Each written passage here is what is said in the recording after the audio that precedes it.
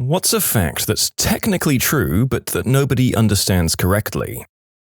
When people order a steak rare or very rare, the red fluid coming out of the meat is not actually blood. But somehow a lot of people think this is a packing fluid of some sort. It's a protein which happens to be red like blood. The real blood of the beef would be clotted at that point in time, so your rare steak is not actually bloody at all. That whole statistic about half of all marriages ending in divorce, it may be true, but a lot less than half of first marriages end in divorce. The thing is that there are repeat offenders driving up the statistic. The rate's actually between 35 to 40% of first marriages that end in divorce. The factors that really affect divorce rates are age, education level, and if you've previously been divorced and whether your parents are divorced. That women are experiencing more miscarriages than ever before, when really we've just developed pregnancy tests that can detect pregnancy sooner. What was just a few days late on their period for women 20 years ago is now actually a detectable pregnancy. It's the same with chest cancer. We've increased early detection, but women aren't surviving the cancer for longer. They're just living the same amount of time but knowing they have it for a longer amount of time. That George Washington had wooden teeth. Wooden in the context they said it in means uncomfortable and never meant made of wood. It means he had painful teeth. People think my lactose intolerance is an allergy. Nope, my body just doesn't produce the enzyme to digest lactose. By the same logic, I'm allergic to cyanide and most biological weapons. It is possible to make every correct move in a game and still lose. Whether glass is a liquid or glass is a solid. I'm a physicist who studied non-Newtonian fluids. The best answer is, it depends on what question you're asking. There are very excellent theoretical situations where it makes more sense to group it with liquids, like when you're talking about some of the rheological flow properties of the material. And there are other situations where it makes more sense to group it with solids, like when you want to know if your glass bowl will hold your soup.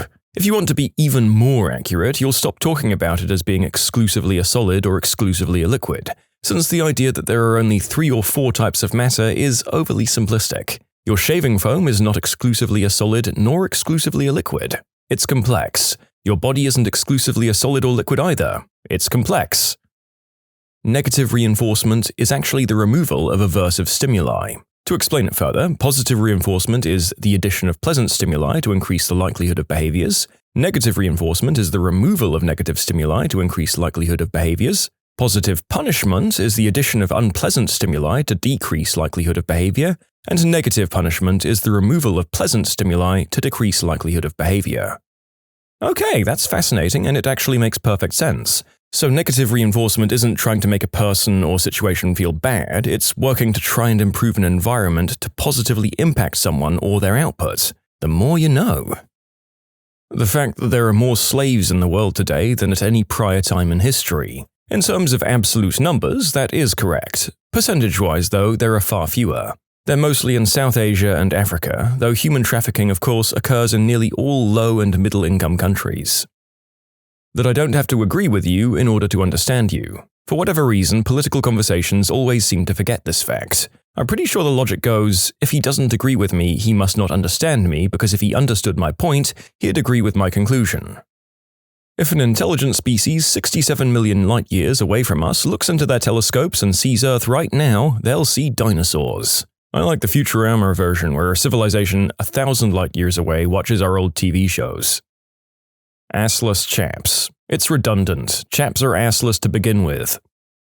Contraceptives. When it says the main male contraceptive is 97% effective, that doesn't mean every time you do the deed you have a 3% risk of getting pregnant. Those statistics are based on 100 couples a year. So if you do the deed regularly for a whole year, you have a 3% risk for that year. I just want to clarify that a lot of things change the effectiveness of contraceptives. As people have said, most pregnancies are due to user error. So learn how to properly use your protection and be as careful as possible. If you do this, the risk is much lower. Also, the 3% risk is not just from the Johnny failing or breaking, it's also affected by people who said that they've used them but forgot or just didn't use one. The moral of the story is no percentage of effectiveness is 100% accurate. Just be smart, be safe, and if possible, use 2 types of birth control. Birth control pills and rubbers both have around 99% effectiveness. Be safe, guys. Theories can only be falsified and never verified. However, this does not mean that every theory is equally valuable. The one lady who spilled hot coffee in her lap at McDonald's and then sued the company and won $2.9 million. So now everyone thinks it's easy as heck to sue and get big money. Lots of people think the court system and our laws are all messed up. I'm an attorney and I defend medium and small businesses against liability suits of all types. Let me tell you, people sue all the time over trivial stuff hoping to cash in, and most of the time they get their case dismissed, or they get a nominal settlement after they've invested tons of time and effort in their case and gotten exhausted and frustrated to the point where they just want the case to go away already. Also, most people don't know it, but the McDonald's restaurant where the injury happened screwed up by ignoring many complaints that their coffee was literally boiling and burning people. Plus, the lady who sued got really seriously injured and required extensive medical treatment. The kicker is, the judge reduced the jury's verdict from $2.9 million down to about $640K. McDonald's appealed this, and while the appeal was pending, the parties settled for a sum rumored to be about between $400 and $500K. Psychologist here. I think a really good one is that venting your frustrations makes you feel better. People take it for granted that talking about problems or distress makes you feel better without having a clue of why this works. People have no concept of why moving your vocal cords results in a reduction of psychological distress and anxiety. The answer is that when we discuss our anxiety, we're creating new memories that are more easily processed by the amygdala of the brain. Essentially, talking about your difficulties exposes you to them. The longer you have exposure to a stress-producing stimulus, the less your body reacts to it, hence you get a reduction in anxiety. Hakuna matata. Yes, it does indeed mean no worries for the rest of your days, but the entire point of the movie is that it's a terrible mantra to live your life by. I don't know, yeah, Simba was using it to run away from his problems, but Timon and Pumbaa are making the best of their situations. Well, in a way, Timon and Pumbaa were running away too. That's part of the point. Because they'd been hurt when they were younger, they'd decided to basically abandon the world. There's a point in the movie where they have to make the decision between continuing that way or joining Simba and the rest of the world and creating a makeshift family instead of just a partnership. In doing that, they discover that they are genuine heroes. Pumbaa even beats the crap out of the hyenas all by himself. Gravity is almost the same in the ISS as where you are now. Which means they can walk up there, right? No. The Earth is pulling on the astronauts in orbit almost as hard as it pulls on you or me. The difference is that they're in constant freefall, so they're weightless. We can also be weightless, but only for short periods of time. For example, a bungee jumper or a parachute jumper would be approximately weightless until the cord started stretching or until the chute opened. So the reason they don't hit the ground in the ISS isn't that there's no gravitational force pulling them towards the Earth, but that their very fast sideways motion, over 7 kilometers a second, makes them miss the Earth. If the ISS stood still relative to the Earth, it would crash into the surface within minutes. The whole thing about lions not being very good climbers but being able to jump 36 feet. Just no. They can leap 36 feet, as in ford 36 feet. They don't jump 36 feet into the fricking sky. Do you know how terrifying that would be? The human race wouldn't have survived because we'd have all had heart attacks while still in Africa. 36 feet forward is still rather impressive, though the human long jump record is 29 feet, so that does bring it into perspective a bit. I will never not laugh at the idea of a lion soaring through the sky at the height of a 2-story building. Because my god, that would take the apex predator to a whole new level. Move over, Ridley Scott's Alien, there'd be a new top of the food chain. The Immaculate Conception is a Catholic doctrine about how Mary was conceived, not about how Jesus was conceived in Mary. The doctrine regarding the conception of Jesus is called the Incarnation. Chicago isn't significantly more windy than any other big metropolitan cities like Boston, New York City, or Los Angeles. The term Windy City to describe Chicago was first popularized to describe the political climate in the late 19th century. Don't Mess with Texas was actually a clean-up litter campaign and not a "We're American, don't mess with us" campaign. Texan here? I had no idea people didn't know this. It's a Texas littering sign. As a lover, am I going to be disappointed if I visit Virginia? Well, actually, yes. The slogan "Virginia is for lovers" was created by the Martin Agency, based out of Richmond, who do the commercials for many large companies like Geico and Oreo. The original slogan was going to be "Virginia is for blank lovers," the blank being whatever region was promoting itself, like Virginia is for history lovers for Williamsburg, or Virginia is for mountain lovers for Western Virginia, or Virginia is for beach lovers for the beach. The idea behind all of that was that whatever you loved to do, Virginia had it, but the test groups thought it would be too long, so they shortened it to Virginia is for lovers, and it's been misinterpreted ever since. I work as a software developer, but I don't know how to use all software applications that are available. Light is a wave and a particle. I've taken 2 years of university physics for engineers, over half of which was devoted to this concept, and while I understand that it's true, I still find it hard to comprehend. Life expectancy in the past being 30. The thing is, infant mortality rates were very, very high in a lot of eras, which brings the average age at time of death significantly lower. People definitely still lived till they were 70, and many people lived into their 50s. Dead babies are the cause of this misconception. You can submit your own stories to be featured here on the channel. The story submission link is in the description below. And if you want to listen to some vibey music in the background, check out easymode, also linked below, and subscribe. The right to free speech only protects you from legal repercussions. But don't you love it when people say something and scream bloody murder when they get social backlash, as if their freedom of speech should somehow protect them from your freedom of speech? A ridiculous extension of this is that people seem to think that freedom of speech equates to a right to be heard. I work at a newspaper. Every once in a while, someone will call in demanding we print something for them and citing their freedom of speech. I have a right for my story to be told. They never get it when we explain that we're not a state-run company and that it would be an infringement of our freedom of speech if we were forced to print something. Statistics as a whole and the way people can manipulate them to prove whatever they want. Yep, autism rates went up as more people got vaccinated, right? Well, so did the popularity of the internet, and the number of Starbucks worldwide, and the variety of gluten-free foods available.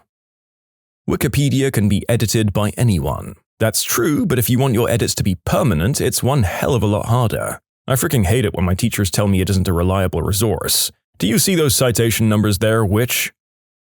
That you only use 10% of your brain. People misinterpret this statement all of the time. At any given time, you're using around 15 to 25% of your brain. As in, those parts show some measurable electrical activity at any instance. However, 100% of your brain is used in total over time.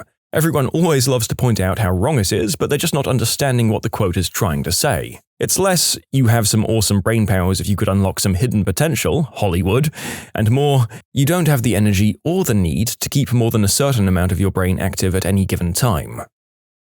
The US education system is terrible. It can't compete with systems like South Korea's. First off, I live in South Korea. Some of them go to high school at 7 and leave at midnight, and then go to private schools for a few hours before going home to sleep.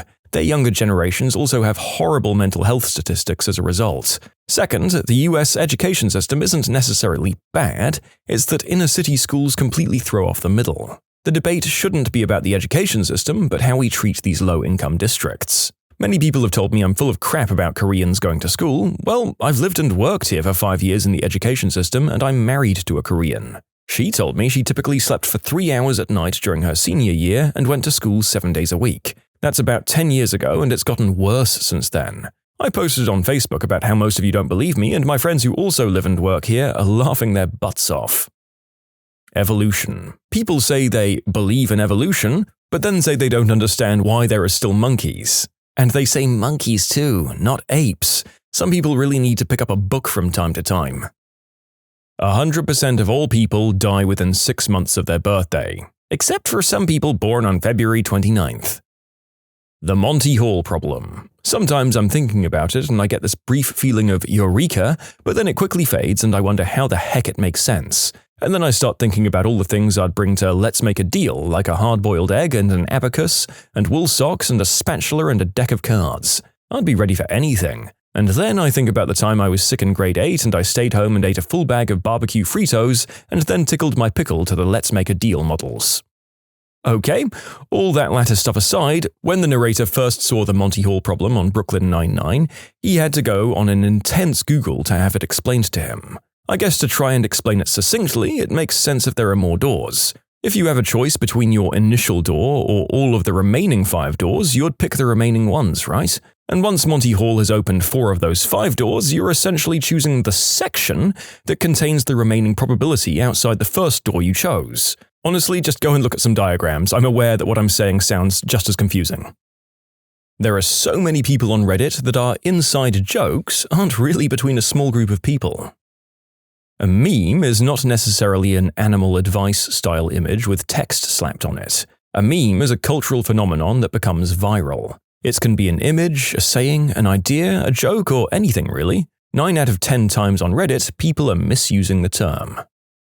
Almost all things can gain density when shifting from liquid to solid, but frozen water floats on liquid water. Now, I realize that most people who've gone through the modern education system are more likely to have a grasp of the crystal structure of water, but I also know that the general population doesn't have a solid grasp on the concept. Sure, people know that ice floats, but do they know why water is so weird?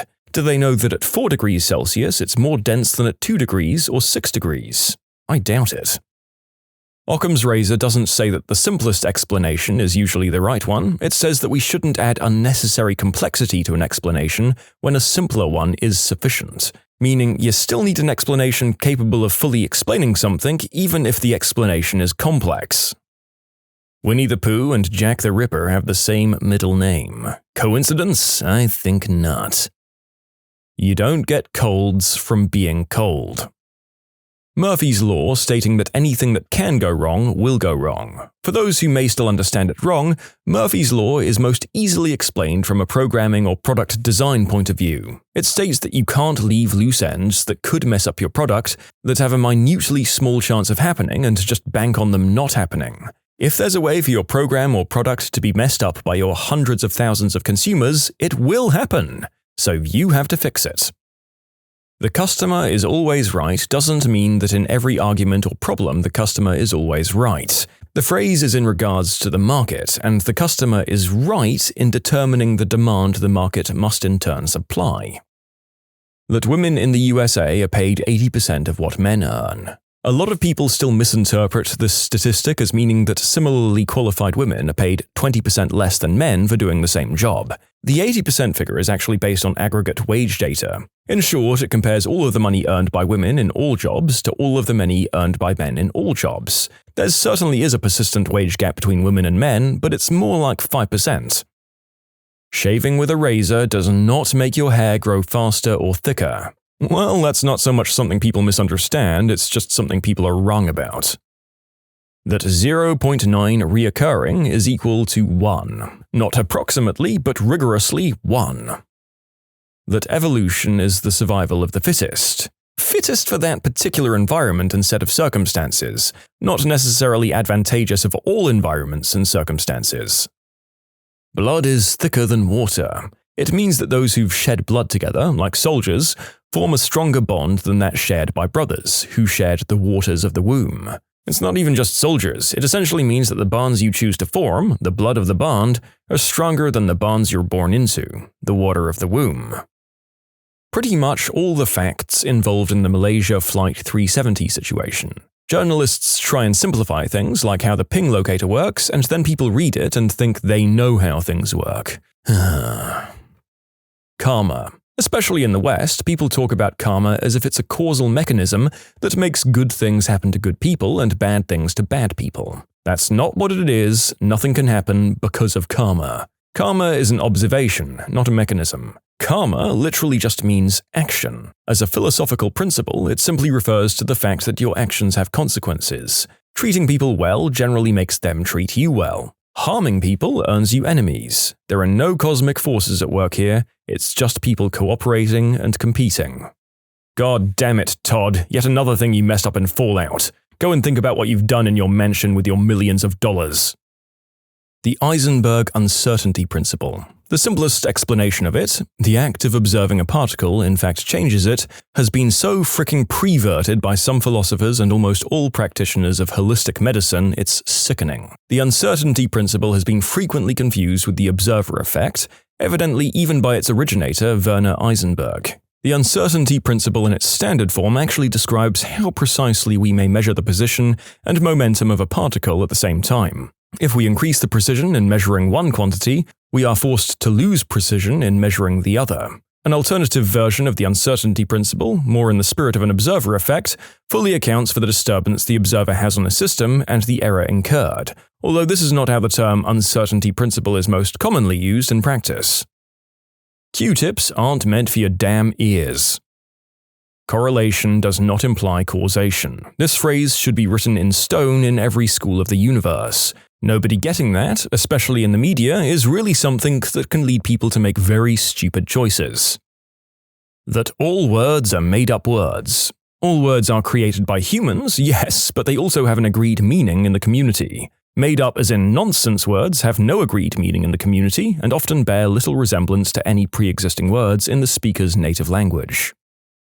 That the fricking saying is, "I couldn't care less." God damn it, America. The universe is expanding, but very few understand that it's happening at an accelerating rate, and nobody understands why. ADHD is a real disability, and it's also overdiagnosed. That doesn't mean it doesn't exist. The Pledge of Allegiance didn't have "under God" until the Red Scare in 1954. America was founded on the principle of religious freedom, not as a Christian nation. I live in the Bible Belt, so this is misunderstood by just about everybody down here. That hot water can freeze faster than cold water.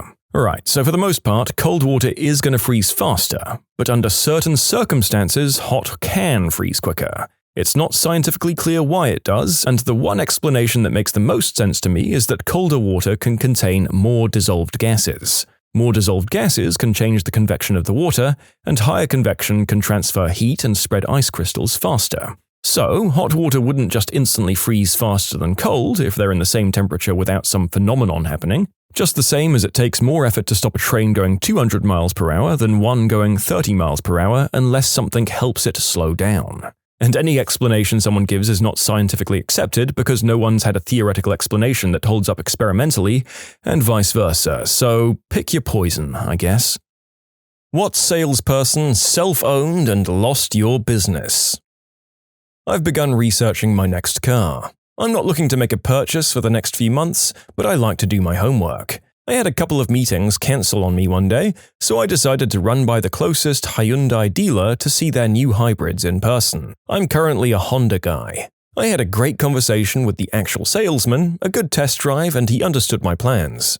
We returned to the dealership and I grabbed a booklet on the Ioniq as he went to take the keys back and find me a business card. In the meantime, his sales manager approached me and asked 4 times, "What do I need to do to get you to leave in a new Hyundai?" Refusing to listen to what both the salesman and I were saying. To top the visit off, the manager grabbed my hands and began to pray that I would wise up and get a Hyundai. Over the next 36 hours, I received 11 phone calls and text messages from the dealership, attacking me about getting back in to buy and eventually accusing me of only going in for the test drive gift card promotion that I wasn't aware of. I was at a furniture store looking for a new dresser. I found one for a reasonable price and might have come back after doing some more shopping around if the salesman hadn't tried to upsell a couch despite me saying repeatedly that we do not need a couch. That's why I like IKEA. It's cold and impersonal, which should incidentally be Sweden's national motto. But then what will Finland's be? Cold, impersonal, and violently drunk.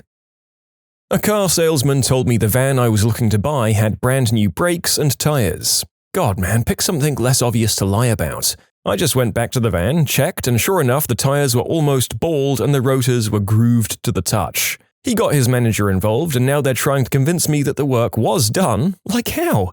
But I'm apparently an idiot. They didn't say that, but they knew I caught them in the lie, so I just left. This experience was the last straw and it convinced me to buy a brand new car instead.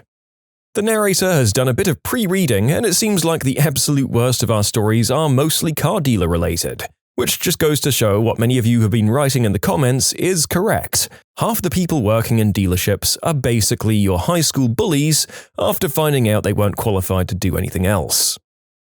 Asked a Subaru salesman what the best price he could give me was on a 2014 Crosstrek with 40k miles. He told me the same price that a brand new one goes for. I informed him of that and asked why I'd buy this one for that price instead of just buying a new one. All he said was that they hold their value really well. That was the end of my search at that dealership. I love Subarus. My experience at the dealership was similar. I'd researched online, even emailed back and forth with the dealer and had a price set, but I needed to drive it first. Went in, drove the car, dealer came into me with a price $2,000 over the sticker price and $4,000 over what they'd agreed with online. I'd pulled up my email on the phone and showed it to the manager and left with the car for the price I wanted. But my god, I was livid when they pulled the over-the-sticker price BS. Called me about 20 times in the course of 3 days while we were in the ICU with our 3-year-old daughter due to a medical emergency. They wanted us to set up an appointment to get a roofing quote. We explained to them multiple times what had happened to stop and would call them back, but they kept calling. I finally went off on the poor lady who called the final time and she apologized so much, but the damage was done and we never called back that particular service. I had a salesman ask to speak to my husband instead of me, as he would never let his wife handle such a big financial decision. Did that go as well as I think it did? Oh, much worse. When I was just out of school and looking for my own car insurance, my dad helped me narrow down companies and contacted an agent for me to get the ball rolling. The agent called me to go over things, but then started trying to upsell me a renter policy on top of the auto policy. Oh, your dad asked me to also set this up for you. No, he didn't. Lying is not a good way to get business from me. Went to a Honda dealership to look at a Civic, and the sales guy told me that they didn't have any in stock somehow. He showed me an Accord, which was nice and all, but I was looking for something cheaper and with better MPG. He tried to convince me to buy it by saying it was heavier, which meant it was more reliable. I laughed at him and left. Told the car salesman that I wanted my wife to look at the car so I'd be coming back. He went and got the sales manager, who proceeded to sit down across from me and say the words I won't forget. Let me ask you a question. Whose money is it, yours or hers? I looked at him in shock and politely stood up and left. Never been so stunned by a salesman before or since. Years ago, my sister-in-law, my brother's girlfriend at the time, was looking at apartments with her best friend. At one location, one of them asks some oddly specific questions about something, like do the pipes make noise at night, and the landlord replied, "Is this in regards to the alleged haunting?" He started hitting on my wife, thinking the minivan was for her. What a fool. He should have been hitting on you the whole time. You can do all kinds of things back here, maybe even with the guy who'll sell it to ya. Wink. We felt really talked into the whole thing, and when he was finally lining up the paperwork, he high-fived his manager. We walked away. I was trying to buy a Honda and apply the Honda graduate program. Was signing papers for the keys when I noticed the missing amount. The sales manager told me I was getting such a good deal they couldn't add that on top. So I stopped signing and told him I'm no longer buying and won't be negotiating. The look on his face was excellent as I got up to leave. I got an even better deal no more than a week later.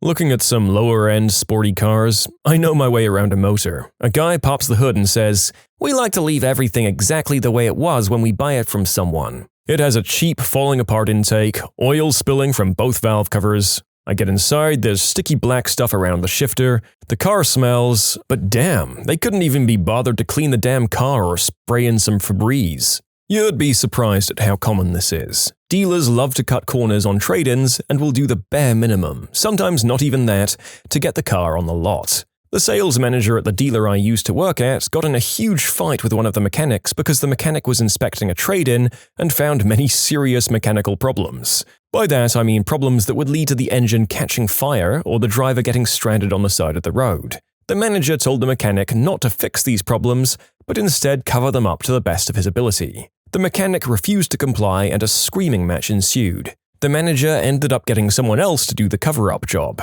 That's why it's really important to have an experienced mechanic or at least a knowledgeable car person inspect a used car before you decide to buy it. When I was in the army, I went to Best Buy to buy a car stereo. After picking one out and talking to the sales rep while we waited for another rep to grab the radio from the back, the rep I was talking to started talking to me about God and how women are demons and I need to stay away from them. At this point, I didn't really know what to say, so I just tried to change the subject. He then asked me if I had a girlfriend. I told him yes, but she's been in Afghanistan for the last 6 months. He then told me that her being deployed is a blessing in disguise because now she won't tempt me into committing sin. I just walked out after that. I was too shocked to actually say anything. I was at the VW dealership and told him I was also thinking of looking at Hyundai. The salesman told me to think twice, because if I get a Hyundai, I'd better also get good insurance, because I'm going to crash and or die in that car. I got a new salesman, and I still got a VW. I can imagine that this is something a salesman could possibly allude to happening at the very end of a sales pitch if they feel like their customer's about to walk away and they have nothing to lose anyway. Even then, it's a bit weird. But opening with that is just hilariously bold and a wild thing to do. On an unrelated note, if you don't watch all of the videos on our channel, you will get diabetes and/or die. Allegedly. Don't fact check. My dad and I were out shopping for my first car. Me being 16 and stupid, I found a used Challenger that I wanted desperately. And to my immense surprise, my dad agreed to co-sign for me. As my dad and I were negotiating the price of the car and what things the dealership could add to sweeten the deal, the salesman implies that I, my father's 16-year-old daughter, was his other woman, and that my 42-year-old father was going through a midlife crisis. My father went white as a sheet, and then the same beautiful cherry red of the Challenger. And needless to say, I did not get that car. Instead of getting a cool car that I would have inevitably gotten a surplus number of speeding tickets with, I bought my aunt's '99 Ford Explorer. After replacing parts of the AC system, it runs like a champ. I love that SUV. Yes, the insurance would have been absolutely astronomical if I'd actually managed to get the Challenger. In hindsight, I'm fairly certain it was my dad attempting to show me how to buy a car from a dealership. 16-year-old me thought he was cool as heck for at least entertaining the idea. And no, my father is not Roy Moore. We're from Georgia, not Alabama. You've got to wait till they're 18 to boink your relatives in Georgia. We went to buy an engagement ring, and the salesman looked at me right when we walked in the door and said, "We don't sell children's rings here." I was 27 at the time, and yes, petite. We went elsewhere. I'm a girl. My boyfriend got me into motorcycles a few years back, and I was determined to buy my own. Once I had the money for one, we went to a handful of dealerships around town. Only one guy at one of the dealerships actually talked to me about buying a bike. Everyone else would look straight at my boyfriend and answer the questions I was asking. There were several places we ended up walking away from even if we knew that they had a decent option for me, all because they didn't believe that I actually knew enough of what I was talking about to buy my own bike. You can submit your own stories to be featured here on the channel. The story submission link is in the description below. And if you want to listen to some vibey music in the background, check out easymode, also linked below, and subscribe. GNC. I told the guy I was looking for a pre-workout and he asks what I usually use. I told him and he literally laughed at me, then shows me a bunch of new brands that cost about twice as much. Meanwhile, he's throwing out a bunch of scientific nutritional terms. I left and I haven't been back. Not me, but my parents. My mum and dad were meeting with a sales guy who worked for a pool company when they were looking to get a pool built. He was a standard sales guy and at one point he tried to mention some add-on or something. My mum started to interject and the sales guy was basically like, "Oh, don't you worry, why don't your husband and I talk about the money details?" He said a few other things along those lines and was overly condescending, the whole, "how about you sit tight while the men talk business" sort of mentality. My mum looked at the guy for a second, then to my dad, and then stood up and said, "You know what, I think we're done here." As she and my dad stood up to leave, the sales guy apparently kind of stammered, then smirked, looked at my dad and said, "Oh, come on, okay, let's continue," thinking it was some kind of joke. My dad responded, "Nope, you heard my wife, we're out of here." And that was that. I was broke but desperately needed a new car, so I went down to a local dealership to see if they had anything with a monthly payment that I could afford. I handed over the keys to my car so they could do an appraisal, but I didn't even get a chance to fully explain my situation before they were shoving me in an Infiniti I knew was beyond my price range. I test drove it just to humor the sales guy while explaining that I needed something cheaper than this, but he just kept saying, "We'll see how the financing works out." We get back to the dealership and he tells me he wants to run my credit. The pushiness has already turned me off completely, so I've already decided I'm not buying from them. I tell him no. He looks at me like I just threw number 2 in his face. "You won't let me run your credit," he said with stunned incredulity. And then he started calling out to the other salesman. "He won't let me run his credit. Can you believe that?" The other salesmen all shared his shock like I was committing some unforgivable insult by not letting him run my credit. Next thing I know, I'm being herded into a manager's office where he starts giving me the spiel about how I clearly don't appreciate how much they're trying to help me out. "But I don't want the car," I said. He continued on like I said nothing, telling me how they're trying to help me out and how I don't realize what a great deal they can make me. I finally had enough, so I said, "Listen, I'm not buying that car from you, and at this point there's nothing you could say or do to get me to buy any car from you, so give me back the keys so I can go somewhere else." And then he actually said to me, "I'll give you the keys back when I'm ready." He realized almost immediately that he had screwed up though, because as soon as he said it, he got up and went and got my keys. At that point, I was so enraged that I probably would have punched him if he hadn't got up to get them immediately. I drove off and never went back. In short, went used car shopping, and used car salesman tried to bully and intimidate me into buying a car that I didn't want and couldn't afford anyway. I went with my wife to buy a car. The salesman said that another couple were also looking to buy it, but he'd prefer us to have it because they were homosexuals. He even said, "Homosexuals," in that stereotypical gay voice and went limp-wristed. I hope those guys are happy with their car. I hope those guys bought a car somewhere else. The narrator also hopes that that awful man didn't get any money from anyone, especially the people he was slandering in his place of work, and that the people he said it to complained to his manager. Although, as we've established, his boss probably would have laughed and high-fived him. If you're one of the non-reprehensible car salesmen of the world, the narrator apologizes for his slander. Your place of work just seems to come up with so many of these stories. Went to look at a car. Salespeople saw me and went into the office, an interesting tactic since they normally come out and ask if they can help. So I open up and look inside, look for rust in the usual spots like under the wheel arches, look at the color of the exhaust, and inspect the window rubbers, which looked to be a bit dodgy, and then I lie down to get a good look underneath. It's used, so I wanted to see if there was oil leaking from the front or rear. When the guy finally walks up to me and asks if he can call me an ambulance, he made some snarky comment about me lying on the ground. At this point, I was put off, but they'd made me wait about 20 minutes before coming out, so I took it for a test drive. When the guy gave me the sales spiel on the car, there were 3 main points on the car. We were driving and he gets a phone call. He didn't notice I saw the screen that said office phone when it rang, and he proceeds to talk as if he's talking to a customer who's coming to buy the car in 15 minutes' time. He repeats the 3 sales items and then carries on talking as if the guy is very keen. They're so obvious. I hate dealing with used car salesmen. An ADT security salesman at my door. I was actually contemplating it, but said I'd take the info and talk to my wife. Do you have to get her permission for everything? I paused and went wide-eyed and then said, I talk to my wife about financial decisions. Get the frick off my property.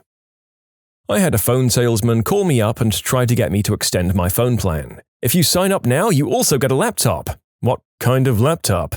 It's red. I had a car salesman tell me, debt is a good thing. It'll teach you how to manage your money, when I objected to $3,000 worth of upgrades. I asked him if this was what he told all of his 22-year-old female clients or if I was just special. He declined to answer. Looking at a wedding venue. It was lovely, the sort of place we were looking to get wed, and the price was okay. But the saleswoman just did a bad job. This is where you and your groomsmen can hang out before the wedding. It's our man cave. He'll be kept out of the way in the man cave. You can have beers with your boys in the man cave. Beers with the boys. She just kept dropping these phrases in. They were a bit stupid to start with, but it was nothing but offensive and grating by the end.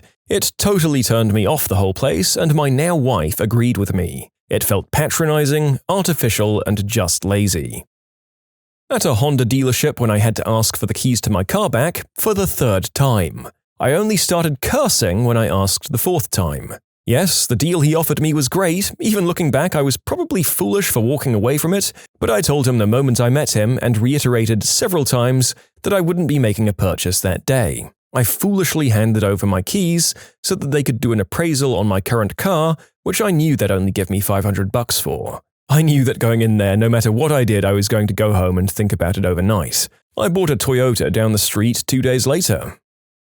For me, it wasn't the salesman, but the financing guy. I was out car shopping and found one I liked at the first place I went. But of course, I wanted to check out a couple of other places. They were pushing an interest financing thing. I wasn't planning on doing financing at all, but for 0 interest, I could just let my salesman get that and then just pay it all off a week later. So the salesman suggested I just chat with the finance guy before I left. That guy was a fricking member. Acted like I was some huge jerk for wanting to actually look into more than one car before making a big purchase like that, and just wouldn't stop.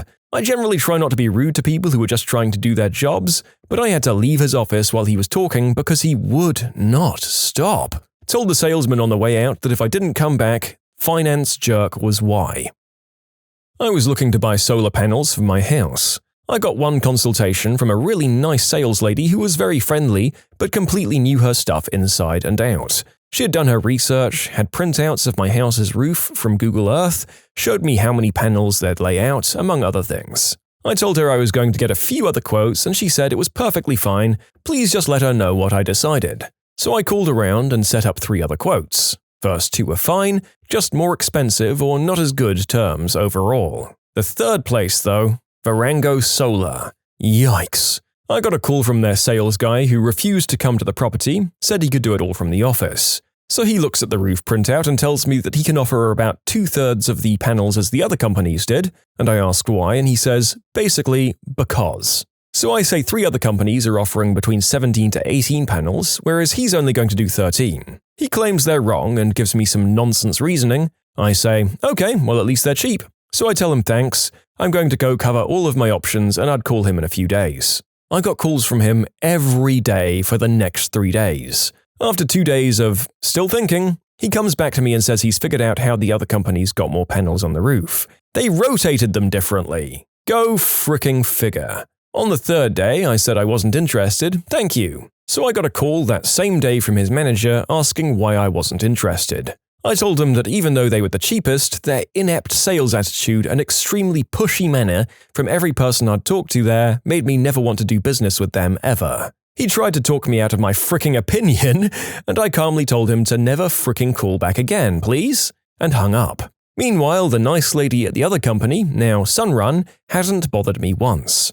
I called her and said let's do it, and I haven't regretted it one day since. She worked her butt off to get me a very close price to the cheapest option, even after I told her I was going with her company. It ended up only being like $300 more than Varango Solar.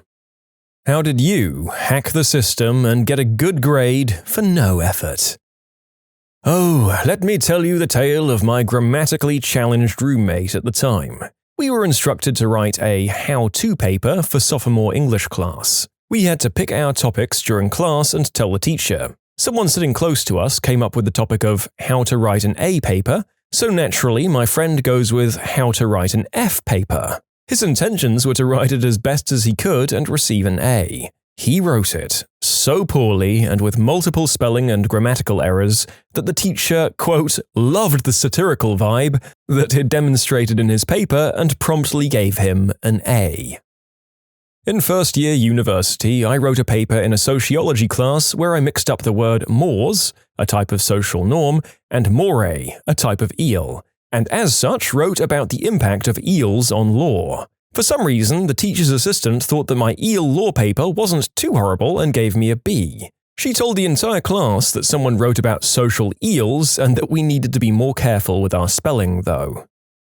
I had a college professor where I just didn't turn in my final and he gave me an A for the class anyways. Not sure why. I gave him some duck jerky earlier in the year, so maybe he really liked that. Wow, I guess duck jerky is what the kids are saying now. What has the world come to? I mean, that guy was 100% sure he had lost your exam. He probably thought he lost it and didn't want to deal with it, so he gave you an A. Yeah, that's exactly what happened.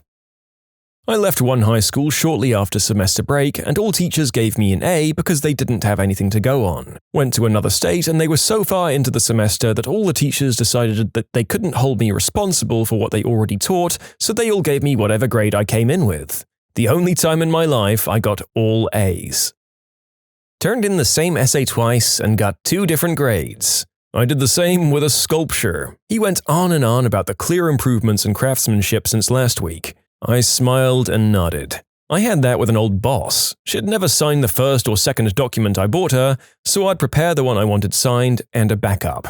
I'd give her the real one, wait for her to check it back, give her the dummy one, she'd kick it back, and then I'd resubmit the initial one unchanged and she'd sign it. God, she was awful. Part of me would love to see these professors and bosses brought to task for their clearly moronic practices and habits that, if followed, are just going to create more work when they clearly aren't checking properly to begin with. But on the other hand, unless you get the rest of the workplace or classmates involved to all go at once, all you're doing is making things difficult for yourself when they get a reprimand and treat you like crap for the rest of your time there.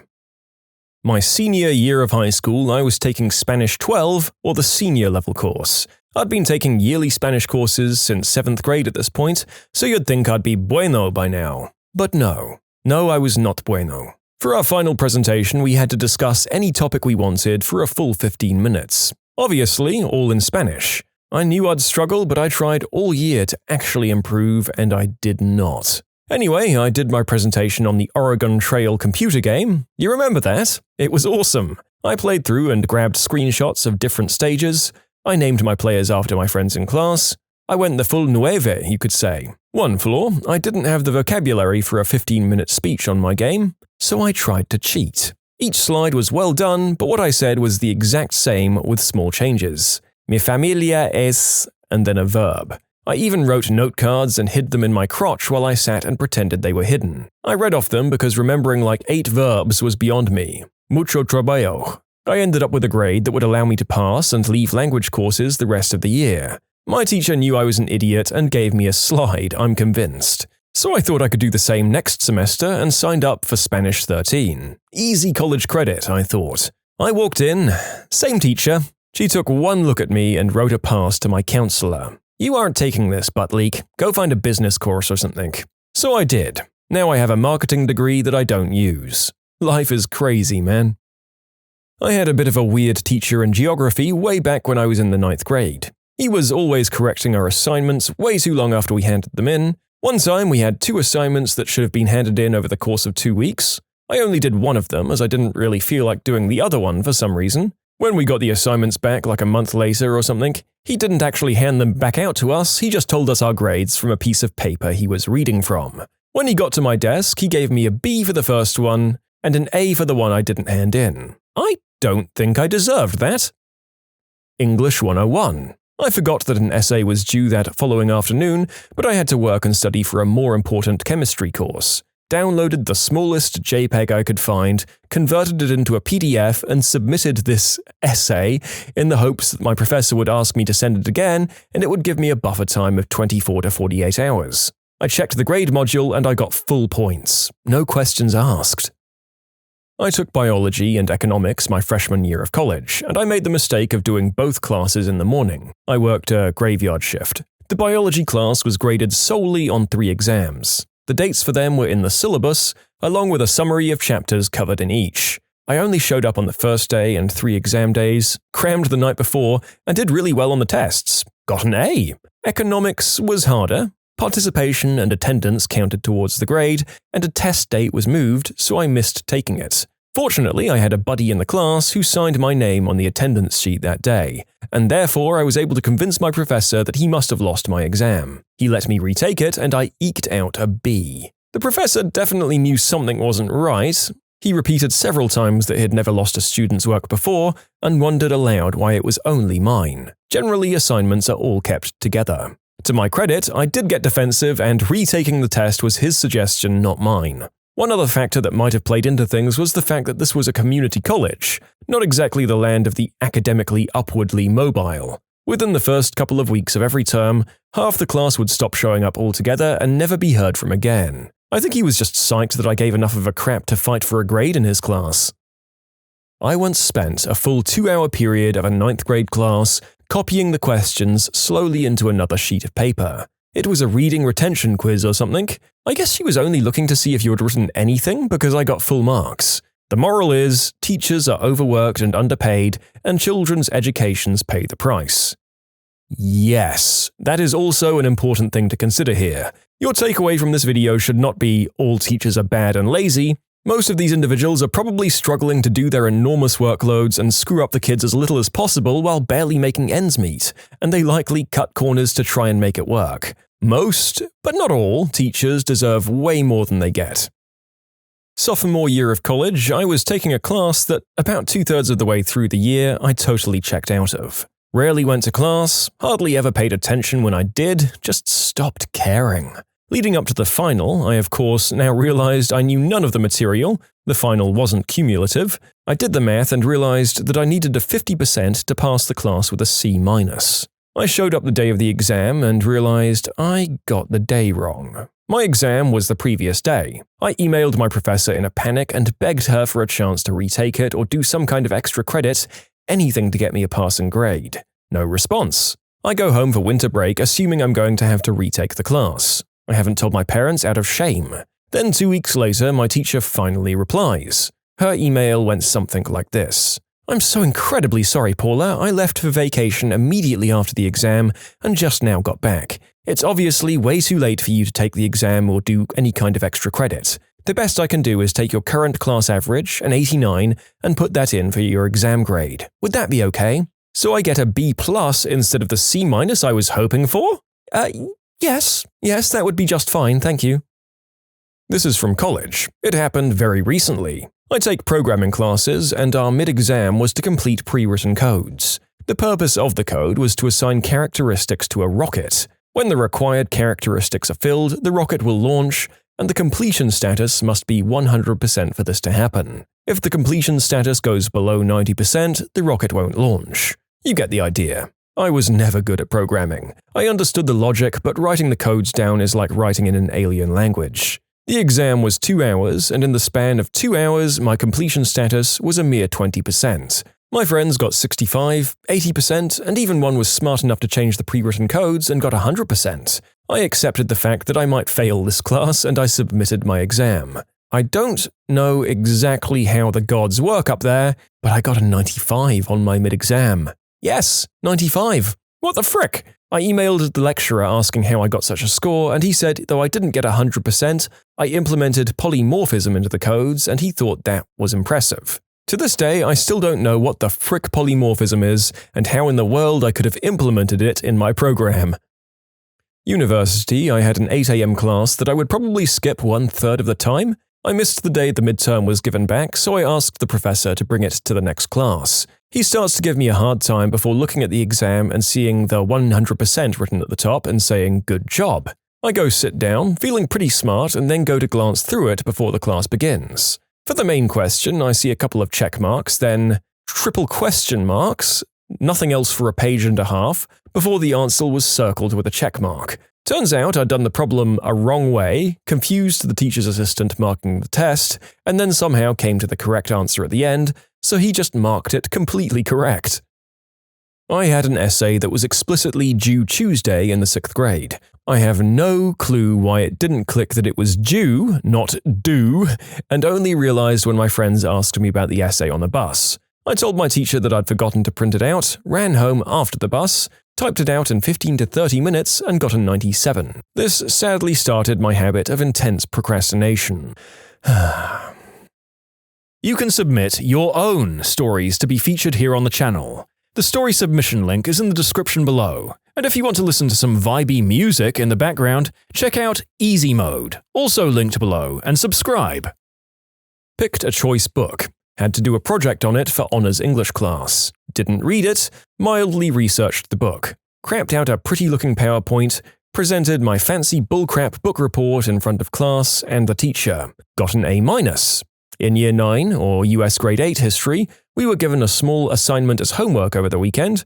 I can't remember what it was on, probably the Tudors or something, but it had to be about 500 words and summarize what we'd been doing for the past few weeks. Nothing too hard. I completed the homework to what I considered to be a reasonable standard and handed it in. However, when I received the grade, I was awarded a D, with the teacher's primary criticism being that I hadn't written enough material. I was confused by this since I'd written around 500 words like he'd asked. He told me to go away and redo it better. After getting home, I had some time to compare my work with my friends. I'd written the essay in size 11 font Times New Roman, and I'd neglected to include any images. This is pretty standard for higher grade academic work, but most of my peers had used size 14. Some even used Comic Sans. So what did I do? I scaled up the text, increased the spacing, and slapped a couple of generic pictures of Henry VIII's face on there and handed it in the next morning. Lo and behold, after he graded it, I got an A and a special mention for my hard work. I've never been so thrilled with myself and so disappointed in a teacher in my life. It just goes to show how another person's laziness can screw you over. My teacher yelled at the class for 10 minutes telling us how stupid we were. Turns out I had a 98 and everyone had to rewrite it. I got 99 a second time because he didn't believe in 100s. That last teacher is an absolute dinosaur. Sure, for some subjects, I get that there's no such thing as an objectively perfect essay, but you need to have a standard for something done as well as it possibly can be in your field. Those stupid professors who refuse on principle to give out A+s are even worse. Alright, to flip our subject matter, here's a bunch of answers from the other side of the coin. People who put in a lot of hard work and got absolutely shafted by their teachers. In my college dynamics course, we had a group project that we assigned different sections to do within our group. It was an incredibly difficult project, so we couldn't just completely split off and do it on our own, but there were 3 easier sections that could be done by one person. Anyways, in my group of 3, one of our guys just never showed up to any of our meetings. We're not jerks and we get that we're busy and all that, so we just give him the easier stuff to do when he can get around to it. So my friend and I pull all-nighters until we finally complete it a few days before it was due. We send what we have to the 3rd guy and he assures us he'll get the rest done. We check up on him the day before, asking if he wants help, and he says that he's got it and he'll bring the completed project into class. Of course, he walks in and says, "Sorry guys, never got around to it." We're basically missing the easiest third of our project because he couldn't tell us he needed help. I explained the situation to the teacher, but he had no sympathy. He said, "In the real world, you live and die by the people at your side," and graded us for what we completed, so, surprise, we failed. I didn't talk to that kid for the rest of the semester, even though he sat right next to me. In high school, we were asked to write a proposal for a new drinking age in the United States. I wrote about how it should be lowered to 12, but people who are past 12 now should have to wait until their next birthday, as in to avoid millions of teenagers becoming suddenly legal age to drink at once. I cited other countries with lower drinking ages and fewer drinking-related issues, discussed how it currently has a strong forbidden fruit appeal to high school kids, and that wouldn't be as big a deal. Also, kids could get introduced to alcohol and learn their limits while still being somewhat supervised by their parents. She gave me a 0 and claimed I was making fun of the assignment. Apparently everyone else only lowered it to 18, citing if you can go to war you can drink a beer. Or they even raised it. I actually really enjoyed the assignment and thought I was being practical. Frick me, I guess. The qualifications to access university in Scotland are known as Highers. I took Higher English, but I'm kinda crap at English, but good enough to pass the exam. When our prelim, a sort of test, rolled around in February, I failed it by like 2%, and the teacher decided that I wasn't good enough to sit the higher exam. She'd keep me in the class, but when the exams came around, I'd sit the lower tier Intermediate 2 exam, which would give me a lower tier qualification which is useless for just about anything. I sat this exam and ended up getting an A. A useless frickin' A, which would be no help to getting me into any university, effectively wasting my whole year in that class. This was 13 years ago now, and I'm still annoyed. My film studies professor always stressed there are no wrong interpretations of a film, only different ones. She then proceeded to give me a 60% on an essay because, and I quote, "Your interpretation of The Wrestler is simply incorrect. That's not the message the movie was trying to send." This was 10 years ago in the Midwest US. I took biology as a freshman in high school. There was this big bug collecting project that counted for like 40% of our first semester grade. Basically, we had to catch a bunch of bugs, kill them, pin them, and correctly label them with their scientific name. To get full credit, you had to catch a minimum of 30 unique bug species. The one thing I learned from that project that I still remember, I'm terrible at catching bugs. If you count the cricket I bought at the pet store, I managed 18 and received a D+ on the project. So despite earning A's on all of the tests and homework that semester, I earned a B in the class. You were punished for your unwillingness to kill for your overlords. Bad surf. In 5th grade, I was really excited to be assigned our first report for homework. Something about having to research and write up a few pages on the topic that made me feel like I was finally entering big kid school. Anyways, we had the weekend to do it, and my topic was tornadoes. They were randomly assigned, but I was pretty stoked to get a cool one. I spent all weekend doing research and writing up this 4 to 5 page paper on tornadoes with a picture or two thrown in. But I was really proud of it. I got a D because my teacher assumed my parents had done it for me and wouldn't discuss the matter. It wasn't up for a debate in any way. I've never been so crushed. Really killed whatever love I had to learn that year. I still did well in school, but my enthusiasm about learning and doing research on my own was never the same after that. I was in an upper-level political science class that had essay tests. The professor asked us questions and wanted us to explain the answers. Not bad. So I filled in 5 out of the 8 pages in a blue book and turned in my exam, positive I'd aced it. I received a 63%, and when I asked the professor why, he said that although all of my answers were correct, other people had filled in 8 out of 8 pages, and he had to grade all of the tests relative to each other. Ugh, quality not quantity should be the focus, surely. To a reasonable point. Surely, as a teacher, having shorter, better assignments is a plus, right? I'd want to encourage it. Let's get back to some grade hacks. Me and another guy I didn't know too well got assigned a joint presentation on a topic I can't quite remember. I think something to do with tourism in the outdoor industry. We did very little prep work after being assigned the task. Probably 80% of the PowerPoint was made in the hour right before the seminar. We rushed together about 10 slides with info copied from Wikipedia, decided which slides we'd each talk through, and left it at that. The presentation went pretty much flawlessly. We somehow managed to confidently blag our way through each slide as if we knew the topic by heart. When one of us would falter, the other one would jump in with some more bullcrap to cover. Come to the Q&A at the end, and we totally pulled it out of our butts to the point where the lecturer praised us for being so well prepared. I guess confidence is key. In the end, we got the equivalent of a B+. Definitely did not deserve that grade. I got the same grade as everyone else on a group project that crashed and burned spectacularly. I was the only person who did any work while the other 8 members of the group messed around. The group agreed with me and signed a letter saying I deserved an A for the work I put in and they'd done nothing. The teacher agreed and gave me a better grade. I did my senior project on building a computer. Like putting together a gaming rig from parts you'd buy on Newegg or Amazon. Since people think that's an impressive thing, I was able to get by with it no problem. The best part is that I'd already built it. I just assembled it, took pictures of myself putting it back together, talked about how to decide on what parts to get, the core components you need, among other things. I got a perfect grade. I had a Geology 101 class nicknamed Rocks for Jocks. The final was 5 to 7 p.m. on a Friday. We were warned that this was scheduled on day 1, there were to be no exceptions. All finals were to be done and grades to be in by midnight, so anyone graduating would know if they passed that night. During the semester, the professor had a breakdown at the beginning of class. He was using his own money to publish class notes on the web. The school would not compensate him. He then found out he was not only the lowest paid geology professor on campus, he found out he was the lowest paid teaching geologist, period. After his meltdown, he continued on, but his notes were no longer published. Everyone in the class got a B+.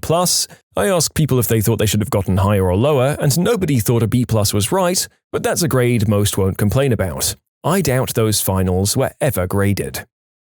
Another slacker and I were assigned to make a poster on the socialism chapter in The Grapes of Wrath, include quotes and symbolism. We're both very bright, but even more lazy, so we kept putting it off until suddenly it was our turn to present. Thinking quickly, we had a palaver and agreed on a plan. It was a short chapter and he was a theatre kid, so he'd read the entire chapter out loud while I explained socialism as everyone doing their part and asked the whole class to come up and draw something on the whiteboard. So he got up front and he kicks a desk forward, stands on top of it and starts reading while I do my thing. By the end, the teacher was in tears and the smart kids that weren't slackers fumed because they knew what had really happened. But hey, extra credit! In short, spur-of-the-moment decision-making leads to extra credit for everyone else doing the work.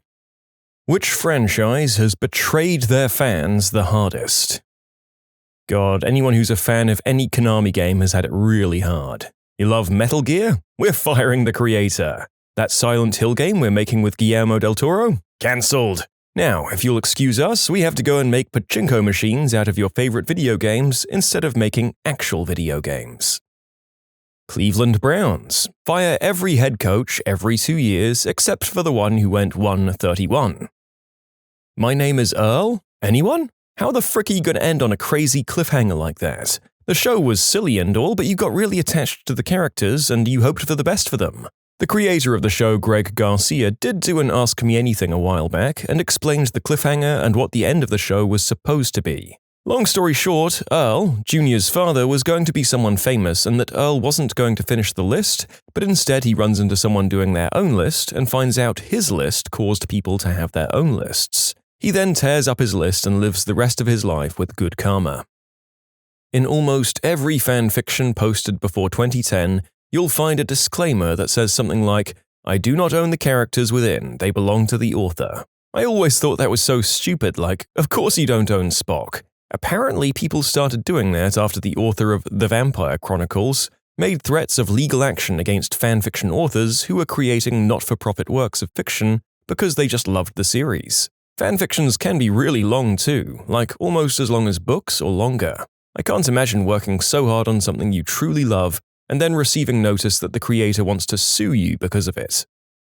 People who live in the 48 states left on Sufjan Stevens promised to record an album for each state. Tool have said that their album is not far away for the last 5 years. This was written in 2017. Man, System of a Down fan here, I feel ya. There was a 90s computer-animated show called Reboot. The series had a good run, but a trilogy of movies ended on a cliffhanger. Reboot has since been rebooted. The trailer is bad. Very bad. So, the narrator did like Reboot growing up and was completely unaware of this reboot of Reboot. Let me just say, I have now watched the trailer, and I'm just a little bit less happy about living on this planet than I already was. I don't see Spore written on here, but let me tell you, that situation felt really crappy for me. Spore was a game that was meant to be sim life realized. Before the release, when we got those first videos of the microbial, sea life, and land life, simulator fans went nuts. This was our game.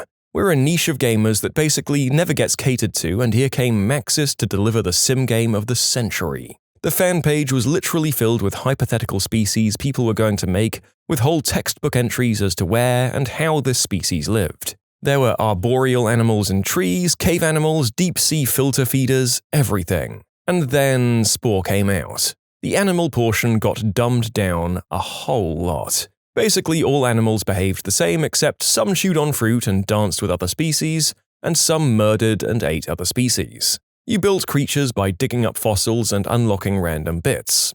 Yeah, and everything was bound to land pretty much and nested on the ground. No interesting life cycles or niches, just whacking things to death and dancing with the neighbors. The whole ocean part was just flat out removed, and if you dared venture into the water, you got chomped up by the fricking swamp creature's kaiju cousin. And all that innovative animal sim stuff was basically cut to make room for the most watered-down rip-off of other games imaginable. Watered-down crappy RTS, watered and double-watered-down crappy Civilization-style city stage, 2 unmemorable boring filler stages everyone hated to act as filler for the space age, which was just you floating around in a spaceship terraforming planets and making colonies so they could get attacked by pirates, and crap all so you could fight your way to the center of the galaxy and get a rod that lets you terraform a couple more planets for free? Some of the space stuff was sort of fun, but I would have happily cut all of it to keep the animal evolution and ecosystem sim and made that a complete game. Instead, we got an unmemorable disappointment that became the poster child for spreading your game too thin. And we've never seen anything like the original Spore promise. I'd say probably the Sonic fanbase feels the worst, given how many horrible Sonic games there have been. A Song of Ice and Fire series fans. We'll never get closure. Every time I see that Martin dude experiencing something that isn't writing, I taste true hatred. If we're on the subject of authors, then the 3rd book of the Kingkiller Chronicles from Patrick Rothfuss. He talks about how the first 3 are prequels, but it's taken him 15 years and we still don't have those, so... Fans of the sim games. Sim 4 has DLC for DLC. One of the DLCs for the DLC includes a much-loved feature from the base game of The Sims 3, Create a Style, that was stripped from the base game of Sims 4. Fans of Sherlock, the show, and they don't even know it. Season 4 was a burning dumpster fire. It's like they were writing fanfiction for the Mary Sueist Mary Sue. Fans of the show Dexter. I don't think I'll ever get over the cancellation of Silent Hills, especially since it's pretty clear to me that we'll never get another game in the series, and we'll probably never even get a decent HD release of the past games. X-Files fans. This last season was a joke. The finale had me livid. No wonder Gillian Anderson said she's done. Frick you, Chris Carter. As much as I would have loved to see some more well-done episodes, it just didn't happen. This thing needs to be put out to pasture. Having said that, if they did episodes with no overarching storyline, just all unconnected and basically random cases with no connection, and really explored some strange phenomena, would anyone else be interested? 'Cause I would. You know what? I'm gonna go with Bleach, the manga. I hadn't been into it too deep to care, but from what I've heard, the writer rushed the ending and stretched out the latter half for way too long, leaving a crap ton of characters' fates unanswered along with an equally crappy ton of plot holes. Futurama. I just want Fry and Seymour to finally both actually know what really happened. Philip J. Fry is a tragic character. Fans of The Walking Dead got done dirty. How I Met Your Mother fans stuck with it through a rough final season just to be given a gosh-awful finale that broke up Barney and Robin in all of 2 seconds after building their relationship for such a long time and returned Barney to his old self after so much development. Not to mention the dead mother in the show called How I Met Your Fricking Mother. I was actually on board with the final season by the end. Robin and Barney was meh, but by the end I bought them as a couple. Then the finale just completely undoes all of that because… I wasn't too upset by the mother's death, to be honest. It was a reminder that not everyone has a happy ending, but we should still enjoy it while we can. What annoyed me was the fact that they peed all over Ted's growth and finally realizing him and Robin were never meant to be and letting her go, by just bringing him straight back to where he started like he learned nothing over the course of the entire show. I mean, there was literally a scene of her floating away. How much more on the nose could they have gotten? Add into that the Barney and Robin stuff, and that finale was such a piece of garbage. The Kingkiller Chronicles. I don't want Rothfuss to force a book he doesn't feel is ready, but he was plugging the 10th anniversary edition of Book 1. You're gonna charge people a lot of money for a fancy edition of a book in a series you won't even talk about completing anymore? Him and JRRM have put me off reading any unfinished series. Yeah. The narrator occasionally checks up on Rothfuss's Twitter to see where he is and sees him streaming video games or playing D&D or whatever, and it's like, I'm happy for you, but man, I would love that final book you're always saying you're working on sometime. Oh well. Half-Life fans. I've been doing this since Half-Life 1 was in magazines, and I was so excited by the sci-fi shooting game, I installed Steam before Half-Life 2 came out. I watched Gabe go from, we're moving to episodic content in order to release games quicker, to releasing 2 fantastic games relatively quickly, to quite possibly the most painful cliffhanger of my life. It's made worse by the fact that the end of episode 2 gives you a ton of hints and hooks about some of the prime mysteries in the world, in an astounding first for the entire series, and now we've been left hanging with absolutely no closure for about 10 years. It would be one thing if they said, officially it's not coming, but they haven't. Just an endless stream of no comments and we aren't discussing that at this time, breaking my heart more and more.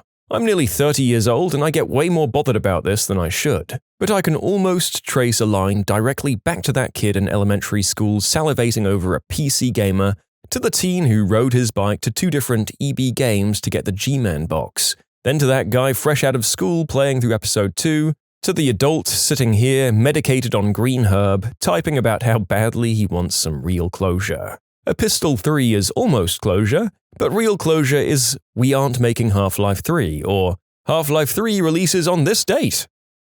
Halo. Halo 5 no couch co-op? Come on. Honestly, 343 Industries ruined Halo. The franchise lost its touch, and with each new game it feels more and more like an average FPS. I can't believe Bungie would go give up Halo so they could work on that sweaty pile of crap that is the Destiny franchise. Honestly, I was still on board after Halo 4, even if I didn't like the new enemies very much, since I liked the story taking new, darker, and more narrative turns, including that one thing that happens at the end. Then Halo 5 comes out and retcons the tragic and meaningful ending of 4 within minutes, and had a plot that felt pointless. Not to mention that advertised the whole thing about Chief going rogue and Locke trying to take him down. Then in the actual game, it just turned out Locke was following him to find out what was happening, and was just confused the whole time. They have like a 5-second fight at one point, and even then it's just a misunderstanding. I would normally say Mass Effect, but the way EA has come at Star Wars, I'll go with that. Granted, Star Wars fans are the worst, we hate ourselves. A true fan hates all the movies. Thanks guys, I hate you too. Arrow fans. 2 words. Felicity Smoke. Teen Titans. You can submit your own stories to be featured here on the channel. The story submission link is in the description below, and if you want to listen to some vibey music in the background, check out easymode, also linked below, and subscribe. Destiny, Bungie's fanbase. Coming from someone who has about 1,300 hours on Destiny 1 and still plays occasionally, Destiny 2 is a funless mess for me. Finished the campaign and played around 70 hours total, but I just can't find any incentives to keep me coming back to play. It makes me so sad to not enjoy it. Just look at the Destiny Reddit and it will show you how disappointed the fans are. It makes me really sad to see since I loved the series so much. The worst part is that Bungie isn't even listening to the players and are still doing what they want on their own time. A new update is supposed to come out and improve the game's basics and play speed, but I don't even think I'm going to bother trying it because it's not a big enough difference to keep me coming back. First Alien movie. Wow, that was good. Then Aliens. Okay, this was an 80s action flick, but still good. Alien 3? Wait. Alien 4? What? Prometheus. Oh, okay, new direction, I'm feeling it. And Alien Covenant. Ridley, stop, you have people who care about you. Berserk. No Man's Sky, at least just after its release. I was looking forward to the game and I enjoyed it when it came out. I was even a little surprised by the resounding disappointment surrounding the game at first. But you see, in the months leading up to its release, I watched all the gameplay videos with the volume muted. No commentary, no music, just video. I also hadn't seen the trailers and only watched them out of curiosity after the game was released. It was kind of like Sean Murray had studied all of the hype Peter Molyneux had built up for each game in the Fable trilogy, but then neglected the backlash. What do you think is going to happen when you build up hope for a hypothetical game but fail to deliver on any of your promises? A quick payday and a loss of trust from the community that hasn't been seen in the industry for years. So yeah, they betrayed the people they got excited for a game that they never planned to make. Luckily, they eventually redeemed themselves many years later, by completely changing the game. I came here expecting to see someone else writing about Firefly, and I'm leaving disappointed. So many intriguing arcs were set up that could have been deeply developed, from what exactly they made River, to Inara's illness and relationship with Mal, and his emotional growth. Also, more of Book's backstory than was resolved in The Shepherd's Tale. I'm glad we at least got Serenity to tie up some loose ends, but I constantly rue that show getting cut short. A few come to mind, to be honest. Avatar: The Last Airbender with that crappy movie adaptation, Eragon with an arguably equally crappy, if not even more crappy movie adaptation, Chronicle, for those who know that movie, by Fox, ruining a pretty amazing sequel script, Martyr, leaked what would have been a pretty good sequel in my opinion, and in turn trying to turn the franchise into a paranormal activity like Cash Cow that ended up just tanking the franchise with no sequel release. And Halo fans with the garbage writing of the last 2 titles.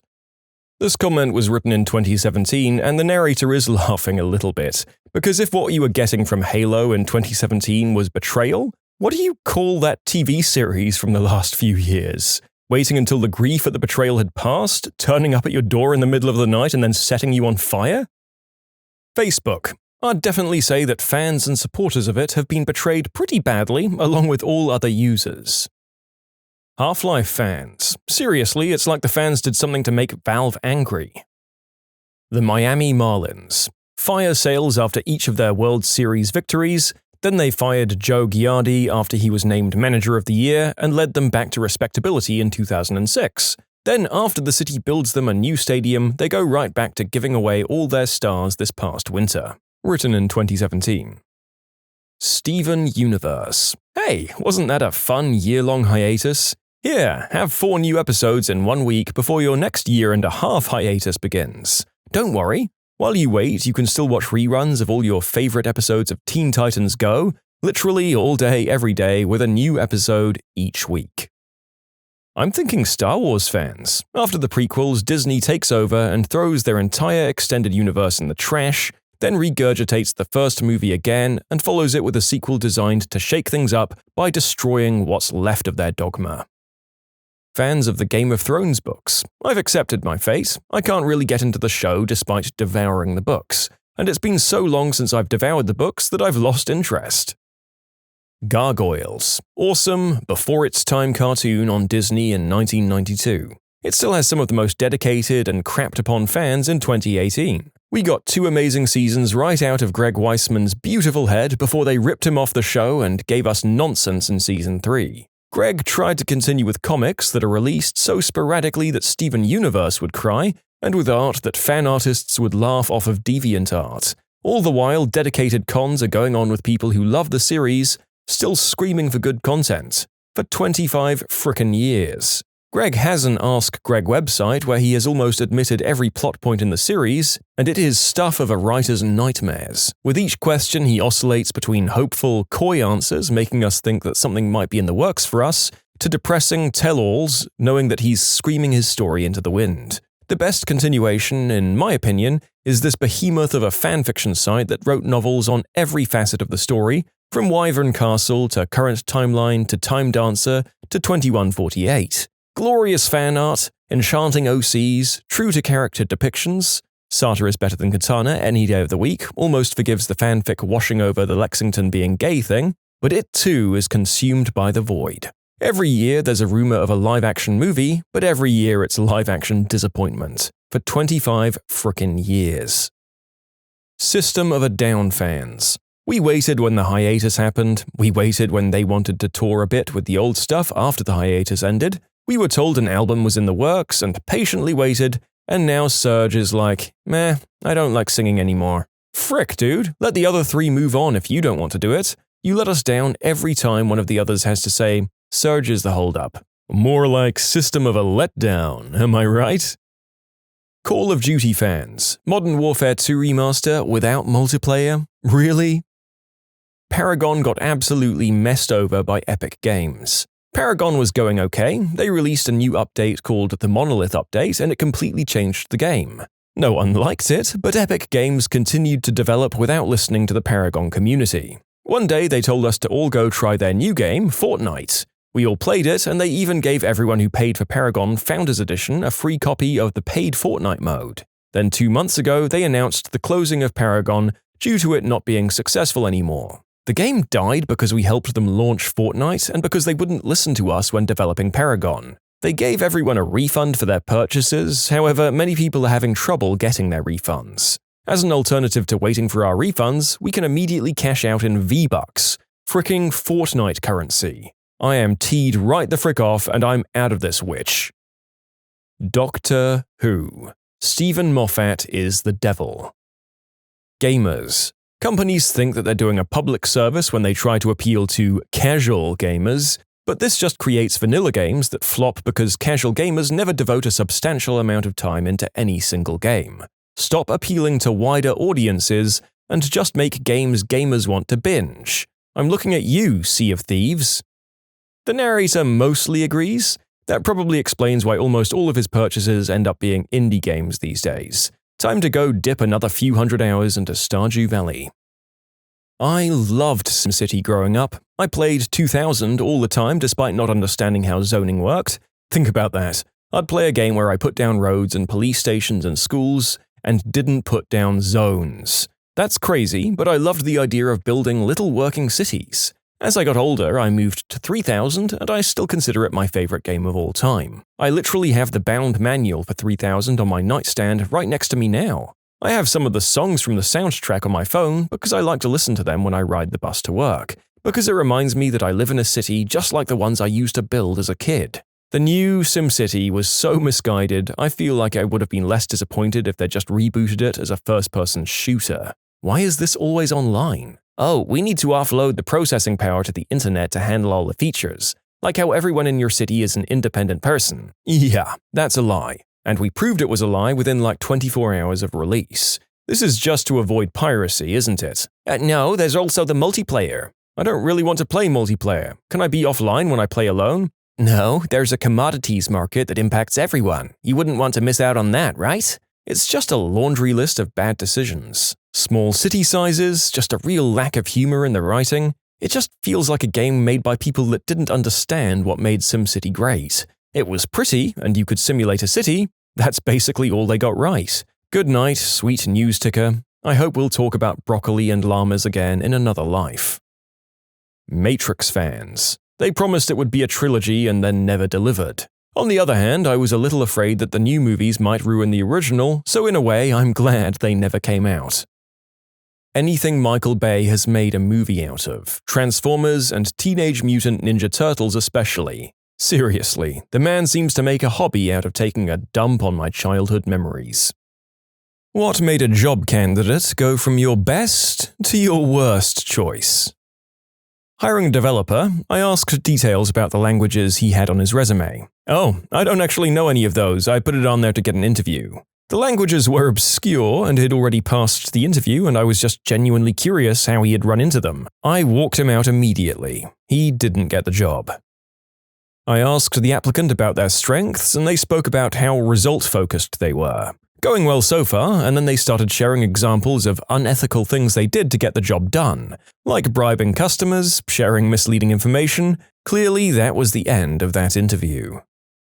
My friend was doing first-round interviews and screening for a role when a guy from a dating app who had pumped, dumped, and ghosted just a few weeks earlier walked in from reception. Turns out he was using a fake name on his profile. She described it as an Abe Simpson moment where he walked through the door, had a sudden realization, did a 180 straight out the door without saying a single word. Well, at least he recognized her. It would be even worse if he had completely forgotten who she was.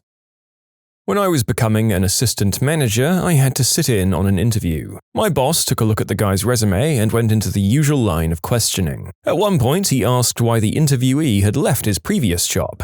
The interviewee said he had quit. My boss then asked another series of questions which eventually caused this guy to slip up and say that he hadn't quit but rather he had been asked to leave. The interviewee got up and left once he realized he'd been caught in a lie. After he was gone, my boss turned to me and said something like, "You know, I saw the felony and alternative school and really wanted to give him a chance. He was doing fine until I caught him lying." Asked a warm-up question to an applicant and they went about it for 20 minutes without stopping or letting me interject to ask any of the main questions. At one point, I interrupted them and said something along the lines of, "Okay, that's great, let's move on to another topic," just to be told they weren't done. They hadn't gotten to the point yet, and then they proceeded to keep talking about the same thing for the remainder of the interview without me ever getting to ask any relevant questions. Ah yes, that valued skill that we all look out for in our hires, ignoring directives from above and steamrolling management when they try to put you back on task. I didn't think it was possible to try and filibuster in a job interview, but there you go. The candidate went on a 5-minute rant about his parents and how much he hated them. Not sure what set him off on that one, but crazy is not a good look. Good move. We had a guy in his 40s that we hired tell the room that he was going home to kill his parents because they decreased his allowance to $1,500 a month on top of paying his living expenses. The boss called the cops, the guy got pretty unruly, and the cops used their tasers. One day we were all talking about Walmart and this same guy asked what we were talking about. We thought he missed what store we were discussing, but it turns out he had no idea what a Walmart was. His parents were both successful surgeons or something like that, so he grew up extremely rich and didn't know about places like Walmart existing. I had an applicant tell me during the interview that her mother was outside and if she could now bring her mother in to chat some more. This applicant was interviewing for her first employment as a full medical doctor. I was going to mention something similar. I used to work at a place that was a bit far away and hard to find with little options for public transport. We were hiring for an entry-level position, so it wasn't rare that someone would show up with their mum or dad that drove them there for the interview and, having nowhere else to go, they'd be in the waiting room. That's understandable. One mum, though, did the speaking to the secretary herself, as in, "This is my daughter, we have an interview here today," and tried to enter the interview room herself and seemed annoyed that we asked her to wait outside. The girl herself wasn't bad, but since we had good options, we decided to go with someone a tad more independent. He spat into his hand and held it out for me to shake. What a rookie. He should know you're supposed to cut your palms and give a blood shake.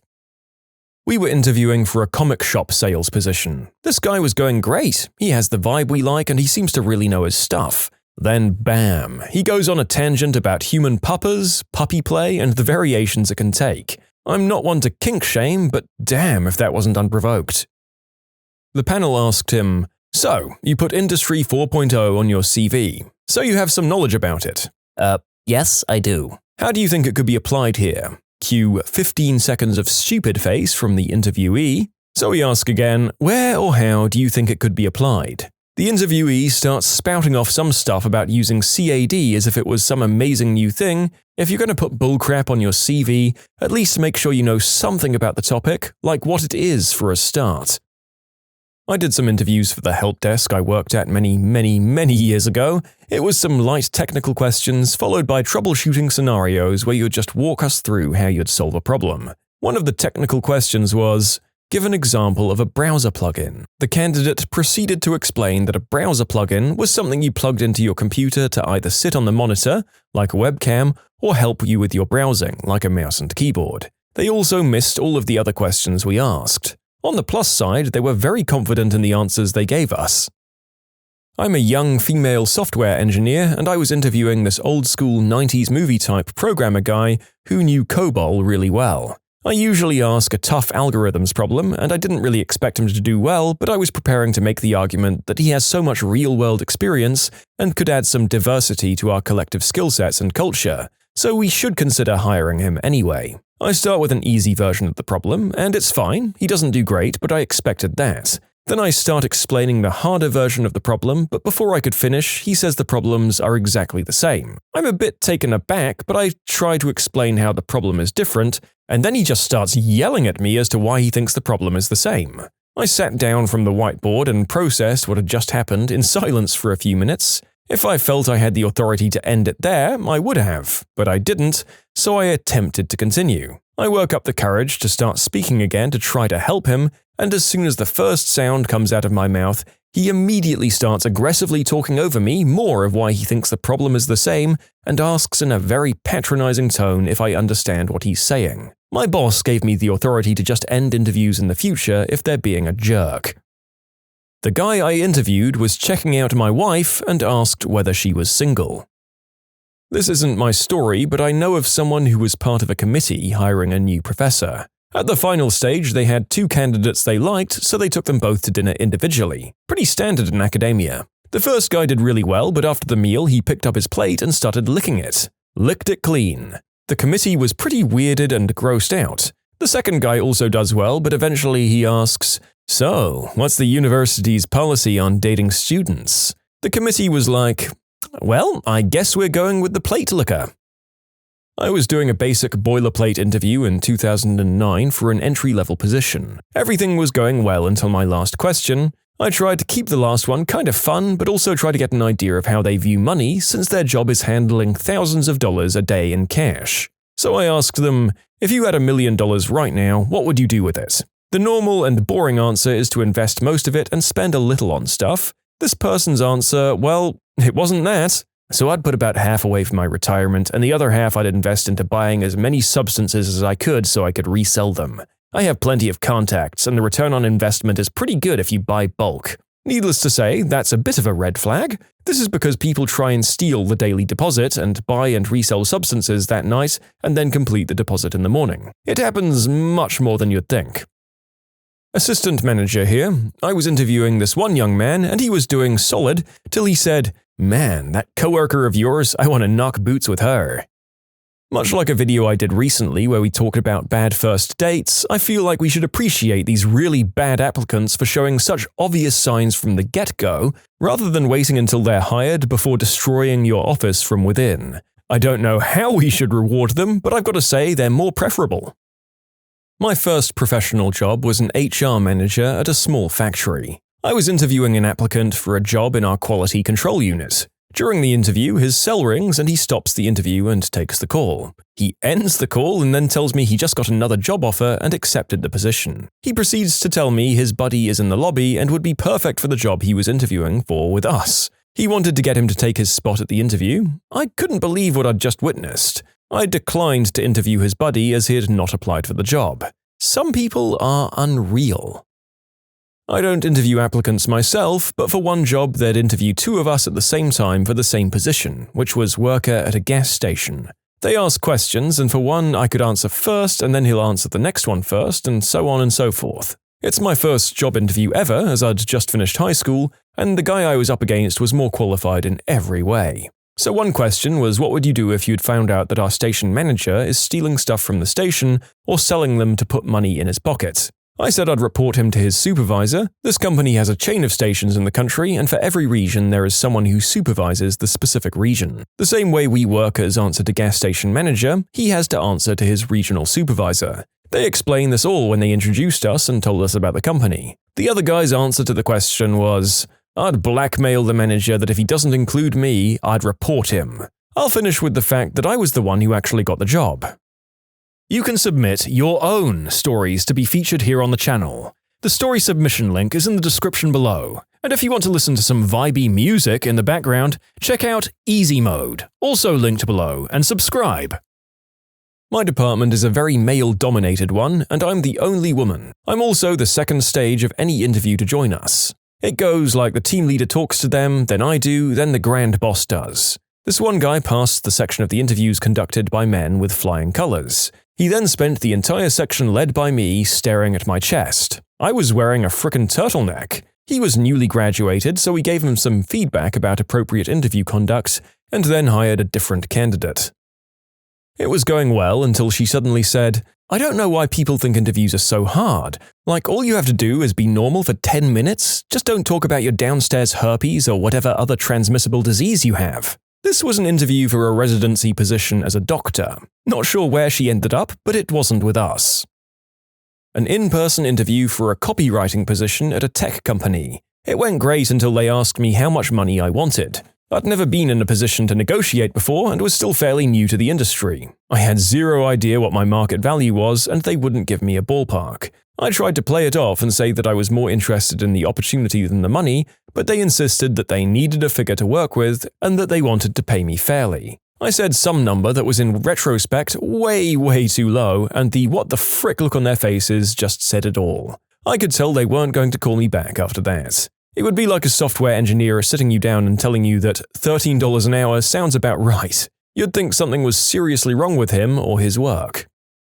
My personal favorite, I said, can you tell me about a time you were faced with an irate or difficult customer? The applicant told a story of working airport security. They encountered a traveler from the Middle East, there was a language barrier, a misunderstanding, and they tased the individual. Even the way they told the story couldn't make it sound like they were the one in the right. On top of that, they used racist language, including the N-word. Thank you for your time. About 20 years ago, I was working at a vocational school. New instructors were required to give a sample lecture as part of the interview process, and the other instructors would be the audience. We'd let them talk for a bit and then start interrupting with questions, easy ones at first and then getting harder until we decided they'd had enough. Usually they were judged not by their answers but by how they handled the question. One day we had a guy who chose to lecture on computer hardware. He started off okay until the questions started. When my buddy reached into a box, pulled out a hard disk and said, "What's this?" and the guy couldn't answer, the interview ended soon after. This one guy complained about how there were too many poofters at his current job in retail. I asked him to repeat himself and he laughed and said, "Well, you know what they're like." You should have seen the look on his face when I told him I was gay and I didn't think he'd be a good fit for the company. It's been 10 years, but it's so depressing to think that people think exposing their prejudices at an interview will help them. He started talking about anger management issues. We try to support mental health as much as possible, so this isn't an automatic no. We asked him how he copes with this. He said he shuts down, becomes withdrawn, and may be rude to colleagues and customers. Yeah, that's a no from me. This lady took a pass at the boss's husband and then turned to her and said, "You did well." Obligatory, not me, but a friend. She was interviewing to work at an animal shelter and was told at the end of the interview she basically had the job. When she went back to her car, there were cops around it and all the employees were out in the parking lot panicking. She'd left her dog locked in the car in a hot day. She never heard back from that place. Oh my god, that's really unfortunate. Lesson learned, I hope? It's entirely possible that we can pin this down to stupidity rather than not caring about her dog, but even if she was the most angelic, perfect person in the world, she had to have looked at this situation and said, "Yeah, you know what, I can see why I didn't get this one." Basically, they said all the right stuff, but were taking a while to answer each question. Then I noticed them texting someone. Turns out they were asking a friend for all the answers. Immediately turned them down. But that's some serious stealth texting though. I was interviewing someone to replace me in a finance position. Things were going well until I gave her a scenario and asked her how she'd turned that profitable, to which she replied, "I think if we don't reach that stage, we'll be fine." This soon-to-be college grad had passed 2 phone screens and was in the office going through our panel interviews for a software position. One of my engineers who was scheduled to interview him next came to my office. The engineer had decided to take a deep dive through the candidate's GitHub repos, a software engineer's public portfolio for you non-techies, as the basis for questions. The candidate was a person of color, but some of his personal projects were littered with incredibly derogatory and inflammatory language. Like multiple variables were variations of the hard R N-word, as well as LGBT slurs. I stopped the interview right there, walked him out, and sincerely encouraged him to clean up his public repos before applying to any other companies. It sucked too, because we all liked him and he was technically capable, and it seemed like it was just a dumb college kid's mistake on personal projects that he thought no one would ever look at. However, we can't risk anything like that happening in any of our code, and you never know what underlying issues could have caused those inclusions that the candidate needs help for. Hopefully, it was a wake-up call for him. Hiring for a writer position in legal marketing, looking at law students who usually jump at the opportunity because it's remote, pays well for a student, and can be done on their own schedule. One candidate had some pretty decent experience in the field we were looking at, not a bad personality it seemed, and took a funny question in stride. Then, when he was asked about his writing experience, stated, "I'm not really a strong writer, I don't really like it." This was for a writer position. Doesn't like writing. Isn't good at writing. She seemed nice, and then she said, "One of my references is going to say really nice things about me, you'll see. She's my best friend, my high school guidance therapist." This lady was 24. Then she claimed she'd need a month off for her honeymoon. He hadn't proposed yet, but she's gone over to his house on the first date, so it's getting serious quickly. We respectfully didn't hire her. There was this one guy I liked, but my boss didn't. I would have hired him though. He said he was lazy, probably more lazy than anyone they'd ever met. But he was also driven and a bit of an expert in his area. This means, in his words, that he'll always find a way to do a task faster and with less effort, but with better results. I was interviewing a guy for an IT job at a healthcare-related company a few years ago. Things were going great until the end of the interview when he informed us that something was going to come up on his background check, so he was just going to come clean about it now. He proceeded to tell us that he was fired and prosecuted for stealing intellectual property and company confidential data. Needless to say, we didn't end up hiring him. Application was really good, phone interview was going well, open availability and eager to start. We used to ask, "Can you pass a substance test and a background check?" It's not a question we ask anymore, but one applicant back in the day responded with, "Due to some questionable life choices over the weekend, I won't be able to pass either for the foreseeable future." This phone interview happened on a Wednesday. Happened about a year ago when I was 21 trying to grow a telemarketing team for a tech startup, mostly interviewing people around my age, maybe a few who were a couple of years older. But then I interview a man who was over double my age, and the whole interview was him trying to ask me questions about my role, my experience, and my age. I understand it was probably a shock for him to be interviewed by someone so young, but it was even more off-putting for me. He didn't really fit with the vision of our team, but we did have another position we looked to put him in, but that position was then filled by someone else as well. I interviewed for a job and it went well. Well, up to the point where I asked about the hours. The interviewer said that they started at 8:30, but most people were in the office by 8. He tried to make out that this was a good thing as they had a committed team. I was offered the job, but I turned it down because screw that. If they pay me for the hours I work, I'll work hard, but if they're going to try to squeeze extra from me right from the start, then screw them. Every retail job I had as a teenager was like this. Work starts at 5, but you have to be there by 4:30 so you can be on the floor at 4:45. But don't clock in until 5. Don't stand around waiting to clock in either. You have to be working. Work ends at 11 p.m., but you have to sit there for no reason until the cashiers cash out, and we all leave as a group for no reason. It takes about an hour. I didn't stay there long. I tell every young person I know to tell the boss they won't be taken advantage of like that and to quit on the spot. Learn to stand up to that crap when you're a kid and you can afford to quit. From some of my experience, I've learned don't make jokes. You can try to make something funny that's already happened, but don't go stand-up comedy mode. You'll probably flop.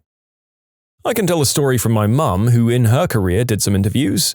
Everything went well until the interviewed person repeatedly said the word internship wrong while applying for an internship. At first she thought that person just made a mistake, but then she began to realize that he genuinely didn't know what an internship was. Okay, English isn't my first language and I don't know how you could say internship wrong, but in my language it's practicum, and the person said praxis. These words don't really sound the same but come from the same family. In the police, we had one applicant who did well during the fitness test and the interview board. Prior military and a 4-year degree as well. We put him at the top of the list and was slotted for the next academy. During the polygraph, he lied about the animal mistreatment questions. When we asked him about a possible error, he told us that he used to have, relations with his female German Shepherd. He was not hired for obvious reasons. What event caused a real-life butterfly effect for you? My mother wore heels to work and slipped on the carpeted steps, resulting in a broken high heel and a broken leg. While she was home recovering, she somehow developed allergies that led to her needing an inhaler to dose herself with penicillin. The inhaler interfered with her birth control, and now I have a brother 13 years younger than me. Nearly every single friend I have in college is because one day in my Gen Ed health class, we had to pick a seat that would become our seat for the semester. When I came in, there weren't many seats left, and the people I sat next to ended up becoming my best friends and introduced me to all of my other friends in one way or another. I'm alive because my aunt was born. My grandfather was conscripted into the Romanian army as a medic, and his unit was one of the many acting as a defensive barrier covering the German supply lines to Stalingrad. My aunt was born and he was called back to Bucharest from the front. While he was on leave, the Russians launched Operation Uranus, which decimated the Axis forces. He received word that his unit had been completely destroyed. He was never reassigned, and in 1948, my mother was born. I'm also alive because a bunch of Romanian cows got sick. My other grandfather was a pharmacist, back when that meant actually making medicines, and he was also Jewish. The town he lived in was largely agrarian, and their cow herds came down with some illness that was killing them. He whipped up something that cured them. The townspeople were very grateful to him. So grateful that when the chief of police heard that the Germans were coming to town to take inventory of who lived there, he came to my grandfather's house with some train tickets for him and his wife. They escaped the Third Reich and never got caught. My father was born at the end of 1945. Actually, you know what? I guess this is the opposite of the butterfly effect. Rather than one small action blowing up into a much more important chain of events, two hugely improbable events eventually led to my birth and obviously my extended family as well. And now, well, I work running ads on the internet. I was going out to grab pizza and a case of beer for me and my roommate, but he texted me that he had a stomach thing, so I walked to a restaurant and ordered dinner at the bar and met a girl there. And now we're married and have 2 kids because my roommate had diarrhea. I can totally see a child telling the short version of this story to someone who doesn't really care, but the kid just hears it and repeats, "My dad married my mom because his roommate has diarrhea." That is clearly the best and only way to describe how they met. Children are the best at getting to the heart of these sorts of things. If only the best man at their wedding had given that specific speech. So my then girlfriend and now wife were planning on going away traveling for a very long time. Several years, in fact. The night before we left, I was just packing my things, and at the last minute I decided to include some camera stuff. I had an SLR that I didn't really use too much. I very nearly didn't bring it because it was big and space was at a premium. While we were away, one of the things that we did was work in a wildlife rehab center. At the time we were there, it was very quiet, very few baby kangaroos to look after. But we had to be ready as that could change in an instant. Like, in one day, 3 could come in and boom, full-time job. I used my spare time to really get to grips with the camera and learn about photography in general. Now, I'm a wildlife cameraman. Had I decided to leave my camera, I'd never be doing what I'm doing, which is sitting in a freezing cold shed for hours at a time, waiting for some animals to do something that they're not doing. High school. I didn't get into the advanced placement history class I wanted, changed up my schedule, including a different gym class without everyone I knew. I was heartbroken. I really wanted to teach, and without an AP class senior year, I was screwed. I made a new friend in gym class who was wearing a volunteer firefighter shirt. He had just joined. Seemed interesting and he invited me to check it out. They paid for me to get my EMT. I fell in love with healthcare. Fast forward quite a bit and I'm an ER nurse and precept students and new nurses, teaching them how to survive in the ER. I also do public outreach and injury prevention, and I love it. I'm glad I missed out on my AP history class. If my biological mum hadn't asked her parents to watch me for a couple of hours and then left town, I wouldn't have had the incredible and privileged life that I was given through adoption. My younger half-brothers were raised by our biological mum, and they're a total frickin' mess. I'm more of a mum to them than their actual mum, and I would have been an absolute wreck as well if she'd kept me. Instead, I was given an amazing private education, all the sports and musical adventures, and most importantly, a healthy, loving home with two parents who taught me that just because you share blood doesn't mean you share love, and just because you didn't give birth to a child doesn't mean you can't be their parent. The wife and I were having dinner in Hawaii one night on vacation. As we were getting up to leave, I noticed she hadn't finished her beer. I told her she should finish the beer since we paid some ridiculous price for it. Fast forward 30 seconds and we leave the restaurant and we're walking the 3 blocks back to the hotel. About 50 feet in front of us as we're walking down the sidewalk on the left side of the road, a car comes flying out of a side street from the right and crashes through the street, hops the sidewalk in front of us and smashes into a wall. If she didn't finish her beer, we would have been smoked by the car and most likely squished between the car and the wall. We always finish our beer now. If you hadn't drank at all, you could have had an action movie scene with a car crashing behind you as you casually walked down the street. I mean, it's only cool if the car explodes afterwards. I was walking to school and got distracted by a hedgehog that ran into a bush next to me, and then a big tree branch fell in front of me and would have crushed me if I didn't get distracted by that spiky little mouse scurrying into the bushes. I gave him a dead cricket the next day and he took it and ran off. Godspeed, spiky mouse. At the end of 6th grade, my class took a field trip on whale watch. That night I saw a commercial for a documentary TV series on whales. Ever since that day I wanted to grow up and protect whales from being hunted.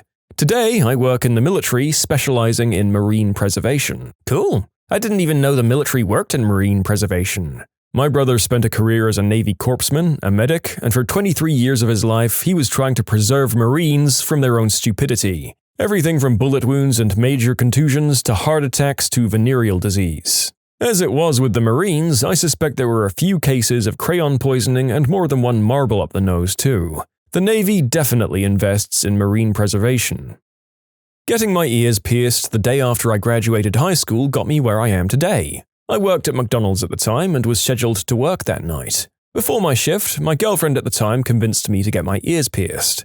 Well, when I showed up to my shift with those clear ear studs in, my manager gave me an option: either take them out or go home. Being only 17 and not taking anything seriously, I went home. On the way home, I called that girlfriend's dad and asked if I could work with him laying tile. He gave me a chance, and I quit McDonald's that day. Worked with him for about a year until the 2008-09 recession caused us to run out of work. I got laid off. 4 months later, I landed a job in a new hospital doing admitting in the emergency room. Did that for 2 years before I got my phlebotomy certification. Been doing that for a few years and now I'm in my final semester of nursing school. I attribute everything I've done to that day my ex-girlfriend pressured me into getting my ears pierced. Who knows how long I would have stayed at McDonald's. Received an incredibly high-paying job offer to run our biggest competitor's team. I told my boss, even though I loved my job, but it was more than double what I was making. My boss agreed to a reasonable raise, still nowhere near the offer.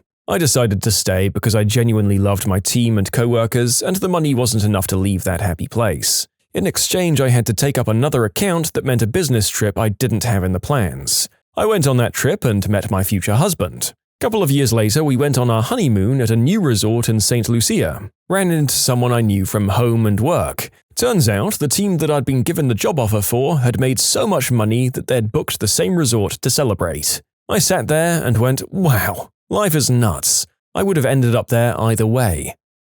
Well, this might be the opposite of what we were asking here, as apparently no matter if you're chosen to quit both jobs and throw your life into turmoil, you were destined to meet your partner and be in that exact resort at the exact same time. Sweet though. In short, I was just out of high school and new in town with no job. I was living off what savings I had left, and my account went below zero without me knowing. I was overdraft charged like 10 times and I owed $300. I went down to the bank and spoke with a teller, and she ended up being a lifesaver. She worked with me and got all the charges removed. On top of getting the charges removed, we got to talking about my situation, and she said that her son worked at a local restaurant and she had helped me get a job. She was a woman of her word, and by the end of the week I was working full-time. Fast forward, I met a cool dude who worked there, we became friends. I introduced him to my sister, they fell in love, got married, and had 2 kids. His best friend came into town for the wedding, and I introduced him to my roommate at the time. They fell in love, got married, and had 2 babies. I also got my best friend a job at the restaurant where he met a girl working there. They fell in love, got married, and had a kid. Right before I left, I got my roommate a job at the restaurant where he met a customer, fell in love, got married, and had a kid. As a bonus, my best friend, who I helped get the job, repaid the favor and got me a job at a different restaurant where I met a girl, fell in love, and got married. In short, I overdrafted and caused 5 marriages and 6 babies. You can submit your own stories to be featured here on the channel. The story submission link is in the description below. And if you want to listen to some vibey music in the background, check out easymode, also linked below, and subscribe. Went to a soccer match on a Thursday night in August 2010, after years of turning down invites from multiple groups of friends. But this time it was for someone's birthday and they gave me a ticket, so I said, what the hell, okay. I fell in love with my local team. I'd watched soccer in high school and college and of course the World Cup, but this was different. I rekindled friendships from years before through our mutual support of said team. Made new friends, experienced new things because of friends and the team, drank more than I usually did. In January 2016, I got laid off from a job I'd grown to hate after 8 years and a lot of rounds of layabouts, just waiting for my number to be called. That March, I was getting antsy and bored at home because I was trying to save money while still looking for work, and decided to get off my couch and go to an off-season supporters group meeting, which I usually don't like to do because I'm not good at social skills, and if I hadn't been unemployed, I know I wouldn't have gone. But that night I met the woman I instantly knew I was going to fall in love with. I got a new job, quit drinking, finally went on a date with her 6 months after meeting her, figured out I hated the new job, quit said job, moved to her city 35 minutes south in 2017, and have been working odd jobs part-time and doing gig economy stuff. I moved in 6 months later. We had a puppy magically fall into our lives within 3 days of just talking about maybe getting a dog, and it's my first dog ever and I'm so happy about it. Got engaged, got married in December, and I'm so happy. We also just got a kitten. I don't know if this counts, but during the Sri Lankan Civil War, my dad and his family were chased out of their home and were forced to seek shelter at his cousin's house a couple of towns over. His cousins only had one neighbor, and that neighbor was my mum and her family. They used to meet up at the fence dividing their lawns and talk for months. One of the pictures from their wedding was them at that fence. When I was 18, I had a girlfriend, and her older brother owned a small company. He said to me, "You know, I think you'd be pretty good at this job. I'm 34 now and have a legitimate career that I love because I dated a girl for a bit. I also had a cat for the better part of that time period because of the girlfriend. I'm a cat person now." This happened 2 days ago. It was early in the morning, and as I was about to leave for work, my mum reminded me that I forgot my water bottle on the table while I was walking out. For whatever reason, I decided to go back, leave my backpack in the car, and then walk back into the house for the water bottle. Well, that took about maybe 10 seconds total. It started to rain heavily on my way to work, and I couldn't see very well. But I noticed the brake lights of the cars ahead stopping suddenly and some moving off onto the shoulder, and decided to slow down and put the hazard lights on for the people behind to slow down. Well, turns out everyone was braking because a 4 or 5 car accident had just happened seconds before. All the cars were scattered across the highway, spread across the left and right shoulders, and another had hit the crash barrier. Basically a total mess. The drivers were still in their cars, I guess processing what had just happened. After seeing it, I immediately started to think that if I hadn't gone back for the water bottle, there's a chance I could have easily been in that accident, or at least even closer to it. It tripped me out for the rest of the day. The crazy thing about random variables is had you actually been at the point where the accident occurred, you might have been the one element that stopped it or at least saved someone from a wreck. Maybe you're more attentive than the other drivers and gave enough warning? I guess we'll never know, and really, I blame that accident on your water bottle. Almost everything that's happened in my life for the past 8 years is a direct result of me literally flipping a coin to decide between 2 colleges. I play the sport I do, have the friends I do, and am dating the person I am, and very nearly every other aspect of my life because a nickel landed on heads. Alright there, Harvey Dent. I should say to everyone watching, please don't make every choice in your life based on random chance. Only resort to it like this if the 2 colleges are completely, absolutely equally appealing to you. Then, after the proper research and forethought, Why the heck not flip a coin, I guess. I procrastinated one day in high school by watching a foreign musical on YouTube. I ended up trying to learn the lyrics and eventually the language. That led to me discovering the field of linguistics, which I'm now majoring in. I don't know what I'd be doing now had I actually started doing my homework that day instead. Just last month, a friend of mine told me a story from his recent heartbreak. He, let's call him Mickey, had been with this girl Minnie for almost 4 years when, out of nowhere, she told him she was leaving him and moving out. He had no idea the relationship was in jeopardy, but she dipped. Anyway, a few weeks went by. Mickey was hanging out with a co-worker of his who he had just recently met and ends up back at his place just to hang out. On the fridge, he sees a note in Minnie's handwriting. The note detailed several issues in Mickey and Minnie's relationship, and so Mickey asks his new friend where he found this note. Turns out this new buddy had gone to the same music festival as Mickey and Minnie a few months prior. The friend had found the note on the ground on the parking lot and thought, wow, what a sad and angry note. I'm going to keep this because it's so raw and interesting. The next day, Minnie came over to pick up some of her things. Mickey produced the note and it led to a long, tear-filled conversation about their relationship and what went wrong.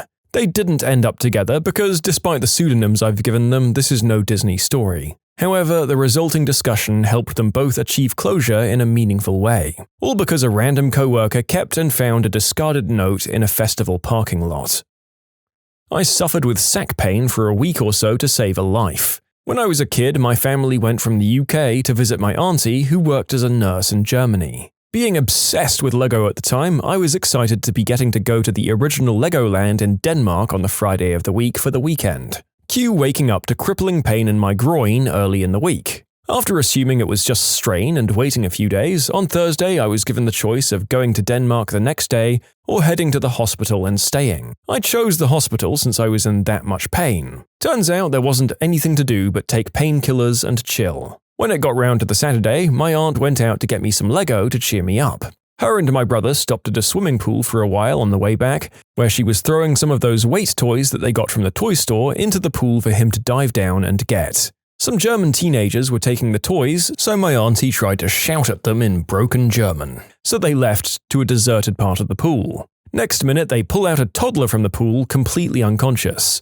The lifeguards apparently had no clue what they were doing and were trying to call an ambulance, so my aunt stepped in and performed CPR until the kid got airlifted to a hospital. A week or so later, my pain had subsided, so we headed back to the pool. A woman came over to ask for some chairs in German, and my mum said, "Sorry, we're English." And the woman asked in English instead. She turned back around and said, "You wouldn't by any chance happen to know the English nurse that saved a little boy last week?" And my mum replied, "Yes, it's my sister." The woman said it was all over the local news that this anonymous English nurse saved the boy's life, and she wouldn't have been in the country if we were in Denmark at the time, let alone be at the pool sending away the teens to find the kid and then saving him.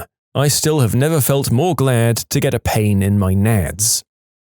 When I was at college, I had this buddy who I used to give a ride to and from campus each day because we lived a couple of streets apart. One morning, I got Goldfinger, the ska band, not the Bond movie, playing on my CD player in my car. He had never heard them before, really dug it, and asked me about them. It was the day before Easter break, and he was all like, "Cool, I'll check them out." Cut to 2 weeks later, he's telling me how he's bought all their records, got his long-distance girlfriend into them when he visited her, and has basically listened to nothing but them since we spoke about it.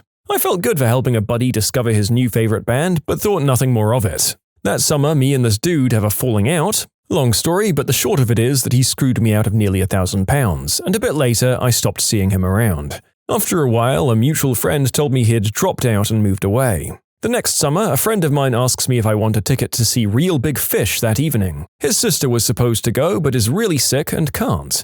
I say, sure, and tag along. We get there and it turns out the support band is Goldfinger, which is pretty cool. So we're standing there, having a beer in between bands, and I clumsily knock some girl who's walking past's drink out of her hand.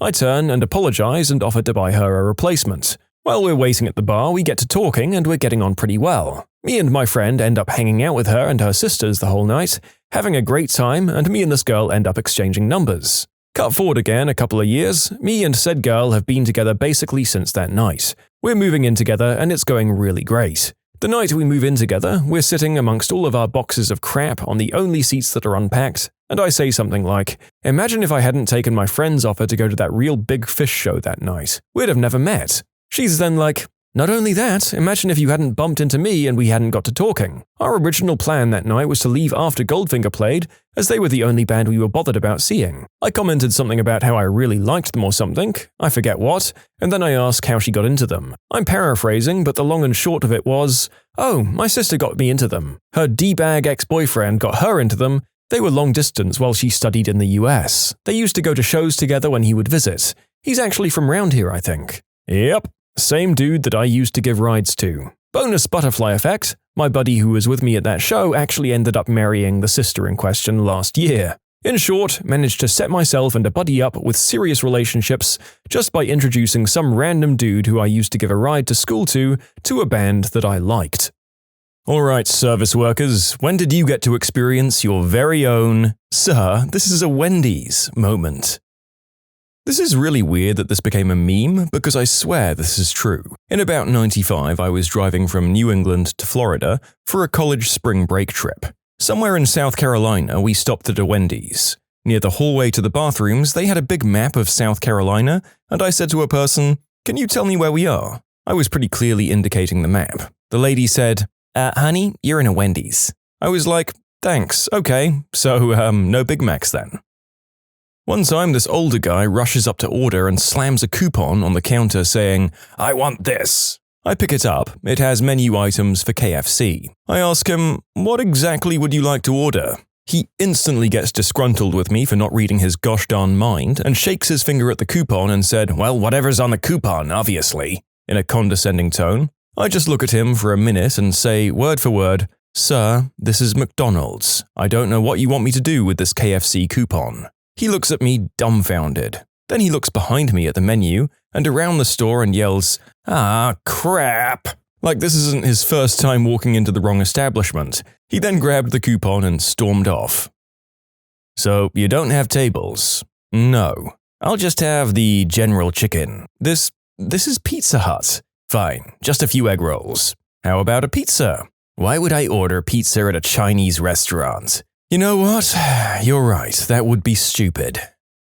I worked at a liquor store a few years back. One day, a man walks in and puts 2 bottles of whiskey down, and as I'm scanning the bottles, I make the usual small talk. "So, how's your night going?" The man took a deep breath, looked me in the eyes and said, "Well, I just walked in on my 14-year-old son completely undressed, video chatting with a fricking middle-aged man, so it could be a lot better." I didn't really know what to say to that, so I told him, "Oh, that's not good. Enjoy your drinks." You know what? I wouldn't know what to say about that either. I think your average server is pretty accustomed to giving completely neutral non-answers to awkward things we become privy to. Take your min-wage job badge and wear it proudly, my friend. Also, that man had a valid reason to need a drink. Dude came to drive through. I opened the window. "Sir, how can I help you?" "I'm out of checks," he replies calmly. "I'm not sure I follow you," I say. "I'm out of checks," he says, again, more impatiently. "Right, I heard you, but I don't know what you want me to do about that. You can pay with cash or card too?" The guy gives me a weird look and says, "Oh, this ain't the bank," and pulls out away from the window. I'm a pharmacist.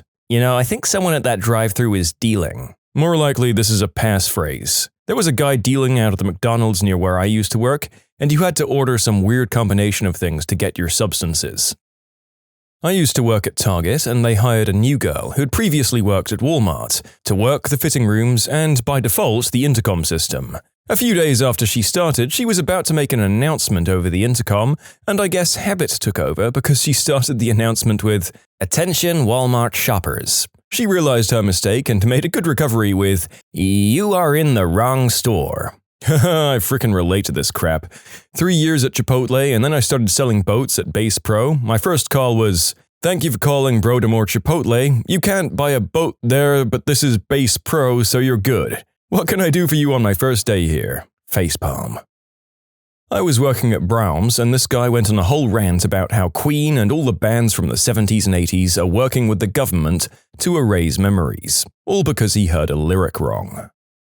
Y'all wouldn't believe the amount of disappointed rich people who come to Panda Express and find out we aren't serving authentic Chinese food. Once a well-traveled rich woman came into Panda Express and stood at the buffet line for about 10 minutes critiquing our mistakes and explaining how Chinese cuisine doesn't actually have fried wontons with cream cheese filling. Mom, we just fry what came in the bag from a warehouse in California. I was a hostess at Carrabba's. I answered the phone and a woman asked if we were located at such and such intersection. I told her no and gave her the correct directions. She insisted that I was wrong and that we were located at such and such. I told her that I think she has us confused with another Italian restaurant chain, Johnny Carino's. She still disagreed and tried to argue. I finally basically said that I'm standing in the building that I work in 5 days a week. I'm pretty sure I know the location of my physical body, and I hung up.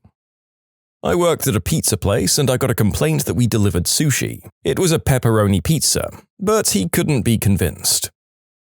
I worked at a Chipotle for 4 years and got some pretty interesting requests, but I'll never forget the time someone ordered soup. Chipotle doesn't have soup.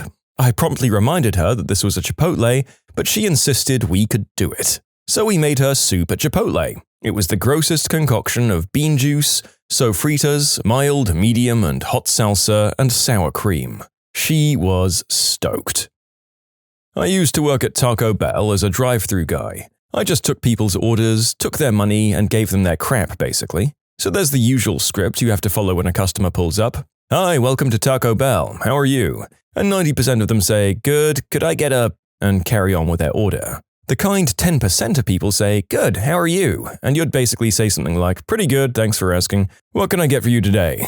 Well, one time I got an outlier. I asked, hi, how are you? And defying all convention, this man on the other end, in a country accent, responded sadly, oh, we're not doing too well. It wasn't in a dignified way either. The guy sounded legit upset about something. I was just bewildered. I had no idea what to say. I think after about 5 seconds of silence, I was like, well, sorry to hear that. What can I get for you tonight? The speaking part of that job is so routine that you just become a customer service robot. Then this sad guy comes through and actually is honest about his current mood, and it just threw me off entirely. I had that once working at McDonald's like 6 years ago. This lady, probably in her 50s, comes to the front counter. I say my NPC greeting script of, welcome to McDonald's, how can I help you? And she, straight-faced, staring into my soul, asked if I would do the deed with her. I was astounded at the confidence and sheer bluntness about it, as well as how inappropriate it was. I stammered out something about me being 16 and that's illegal. She then got all sad-faced and started on about a divorce and she was having a rough time with it. I managed to chime in, how about a nice burger for some comfort food? And she ordered one. I never saw her again, thankfully. I worked at the concession stand at a movie theater in high school. This guy orders a popcorn and a large Diet Pepsi. Comes back to the counter about 10 minutes later complaining that his soda is carbonated. I explained to him that all of our sodas are in fact carbonated, and he asks me if we have a microwave. We did, so he wants me to go into the back and microwave his soda. He wants it warm, but not too warm. Went to the back and had to pour the soda into 2 different cups because the original wouldn't fit into the microwave. Just a truly bizarre experience. I don't drink anything carbonated, but this is the first time I've heard that microwaving gets rid of the carbonated part. So is it just sugar water that's left over? It's not that exciting, but in my town we have 2 KFCs. One of them is a joint KFC and A&W. I used to work at the standalone place and would always have people try to order burgers, shakes, cheese curds, and other A&W products because they didn't realize that they're different restaurants. You know what? Reading through this thread is starting to convince me that dishwashing was actually the lucky position. Yeah, you know what? There may be other gross, physically exhausting and underpaid jobs in the service and hospitality industries, but given my own experience with customers and reading about these ones here, the narrator is fairly certain he picked the wrong side of the business to work in.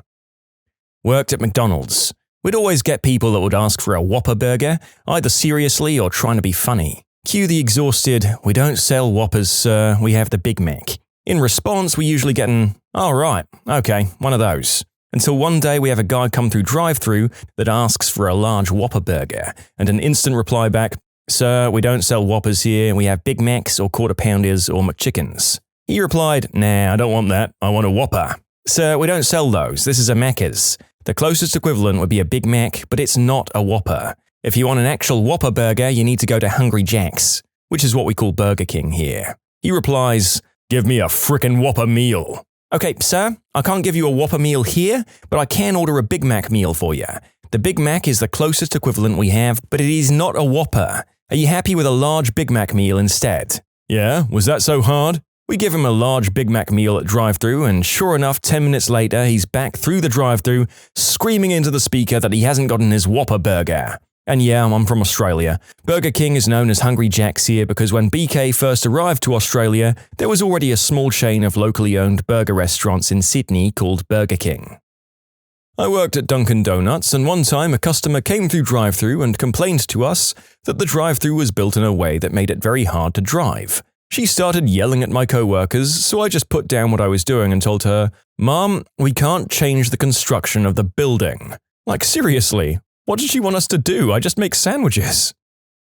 Working at Home Depot, I got my face ripped off because this lady wanted to return a label maker, and nothing that we scanned came up in our system. She demanded a manager, so that's when I stepped in. What seems to be the problem, ma'am? I'm trying to return this product, and you guys are telling me I can't. Well, unfortunately, when we scan it on our system, nothing comes up. Are you certain you got it at Home Depot? Absolutely. Ma'am, I apologize, but if it doesn't come up in our system, there's no way for me to refund you. If you can provide a receipt, I'd be more than happy to help you. She storms off angrily and comes back hours later. Hey, so I wanted to apologize. Oh yeah? I found the receipt for the label maker. It was from Office Depot. We had a good laugh, and I told her I appreciated her coming back in. You can submit your own stories to be featured here on the channel. The story submission link is in the description below. And if you want to listen to some vibey music in the background, check out easymode, also linked below, and subscribe. I worked at a bakery, and it wasn't uncommon for guys in their 30s or 40s to bring in their dates and place large imaginary orders. Seriously, this happened like 10 to 12 times a year. They'd look at the case and flip through some photos, and then come up to the counter and be all gross, schmoozy, rubbing up on their date like, "Baby, anything you want. You can't decide which flavor? Ma'am, put me down for one cake in each flavor. One whole cake. One donut every flavor. Put a heart decoration on each one." After the first couple of times, we started pretending to write it on scratch paper and then throwing the paper away at the end of the night. They'd never schedule a time or date to pick up, and if you tried to take the order seriously and get details, they'd get rude as all heck, because I guess yelling at employees was also seen as hot in this scenario. It had to have been like one guy at a workplace who did it and told all of his friends because it was so fricking weird, and I've never heard of it being a thing elsewhere. Work at Panera. Guest calls in from his car, several people in the background, all giving orders for pickup. The first order is something simple. The next order is an item we don't carry, a salmon dish of some kind. I know there are some regional Paneras that have or have had salmon, but we're not one of them. So I let them know, "Hey, I'm sorry, but we don't carry salmon. Maybe..." And the person on the other end cuts me off and starts getting really aggressive. "Yes, you do! You do!" they scream. "But I don't. We don't." So then I'm like, "Hey, maybe you're thinking of another chain we're very similar to," and I start to list off some other place, and they cut me off again, screaming, "I know you have freaking salmon! What the frick? I just ate it the other day!" And at this point, I'm just being honest with them and saying, "Hey man, I don't really need this attitude. We don't have salmon. I can't make the dish for you. You have us confused with something else." There's a long silence, and finally someone else, not the person who's been yelling, says, "Wait, this isn't," and he gives the name of a completely different chain. I say, "No, it's not." And then everyone in the car starts yelling at each other, and I hang up. Customer service is the worst. About 11 years ago, I had just gone into management at McDonald's, and they sent me to practice running our location inside a Walmart. Two older ladies, probably in their 70s or 80s, came in, and while one came up to my register, the other sat down about 15 feet away in a booth. They both looked and sounded frail. The exchange went like this. I said, "Hi, what can I get for you today?"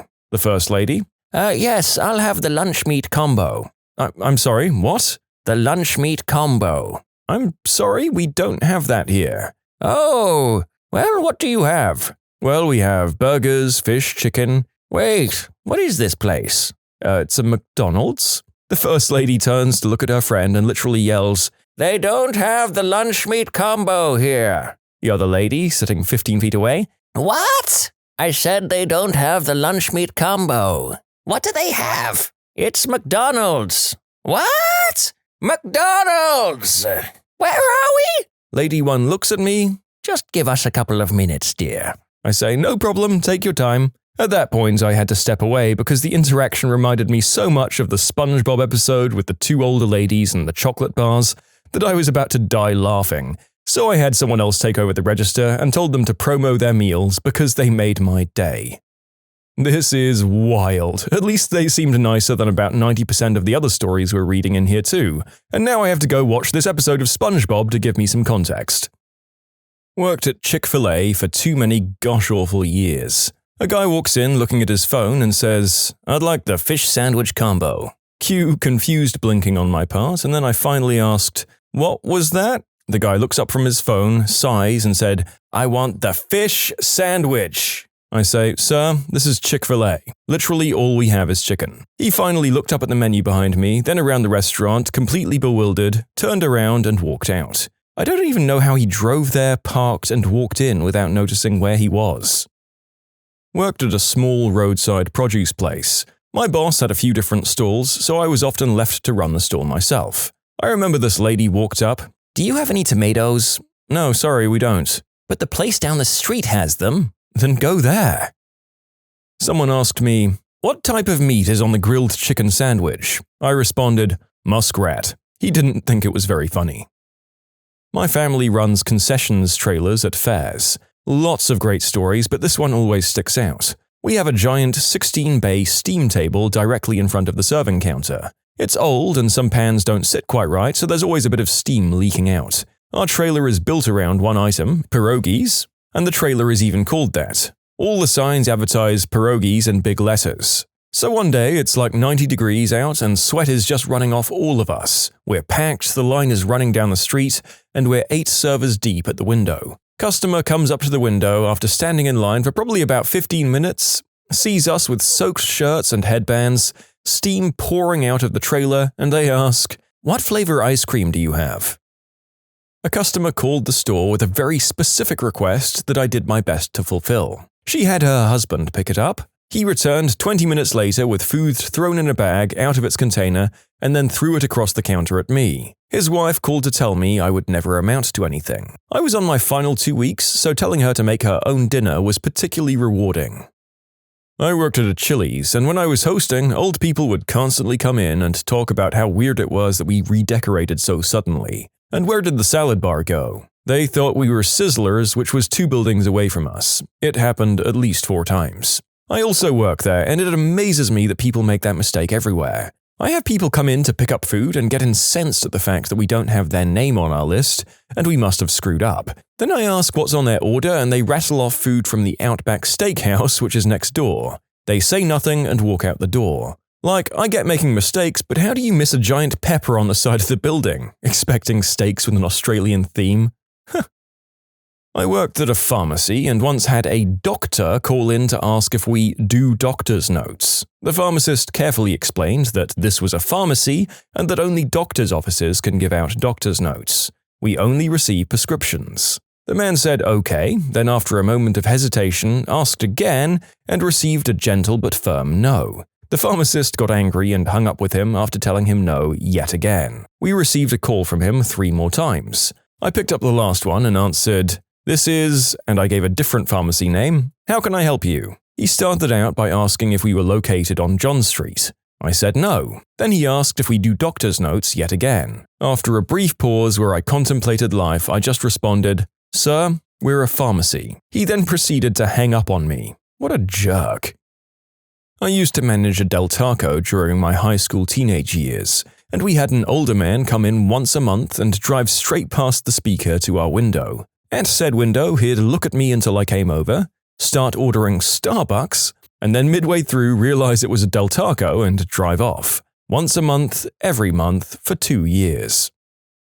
I worked in a Jimmy John's. A dude in a military uniform came in asking about a military discount. I told him we don't give military discounts, to which he proceeded to flip out, pull out his phone and start recording a video, ranting about how we won't give him his military discount like he deserves.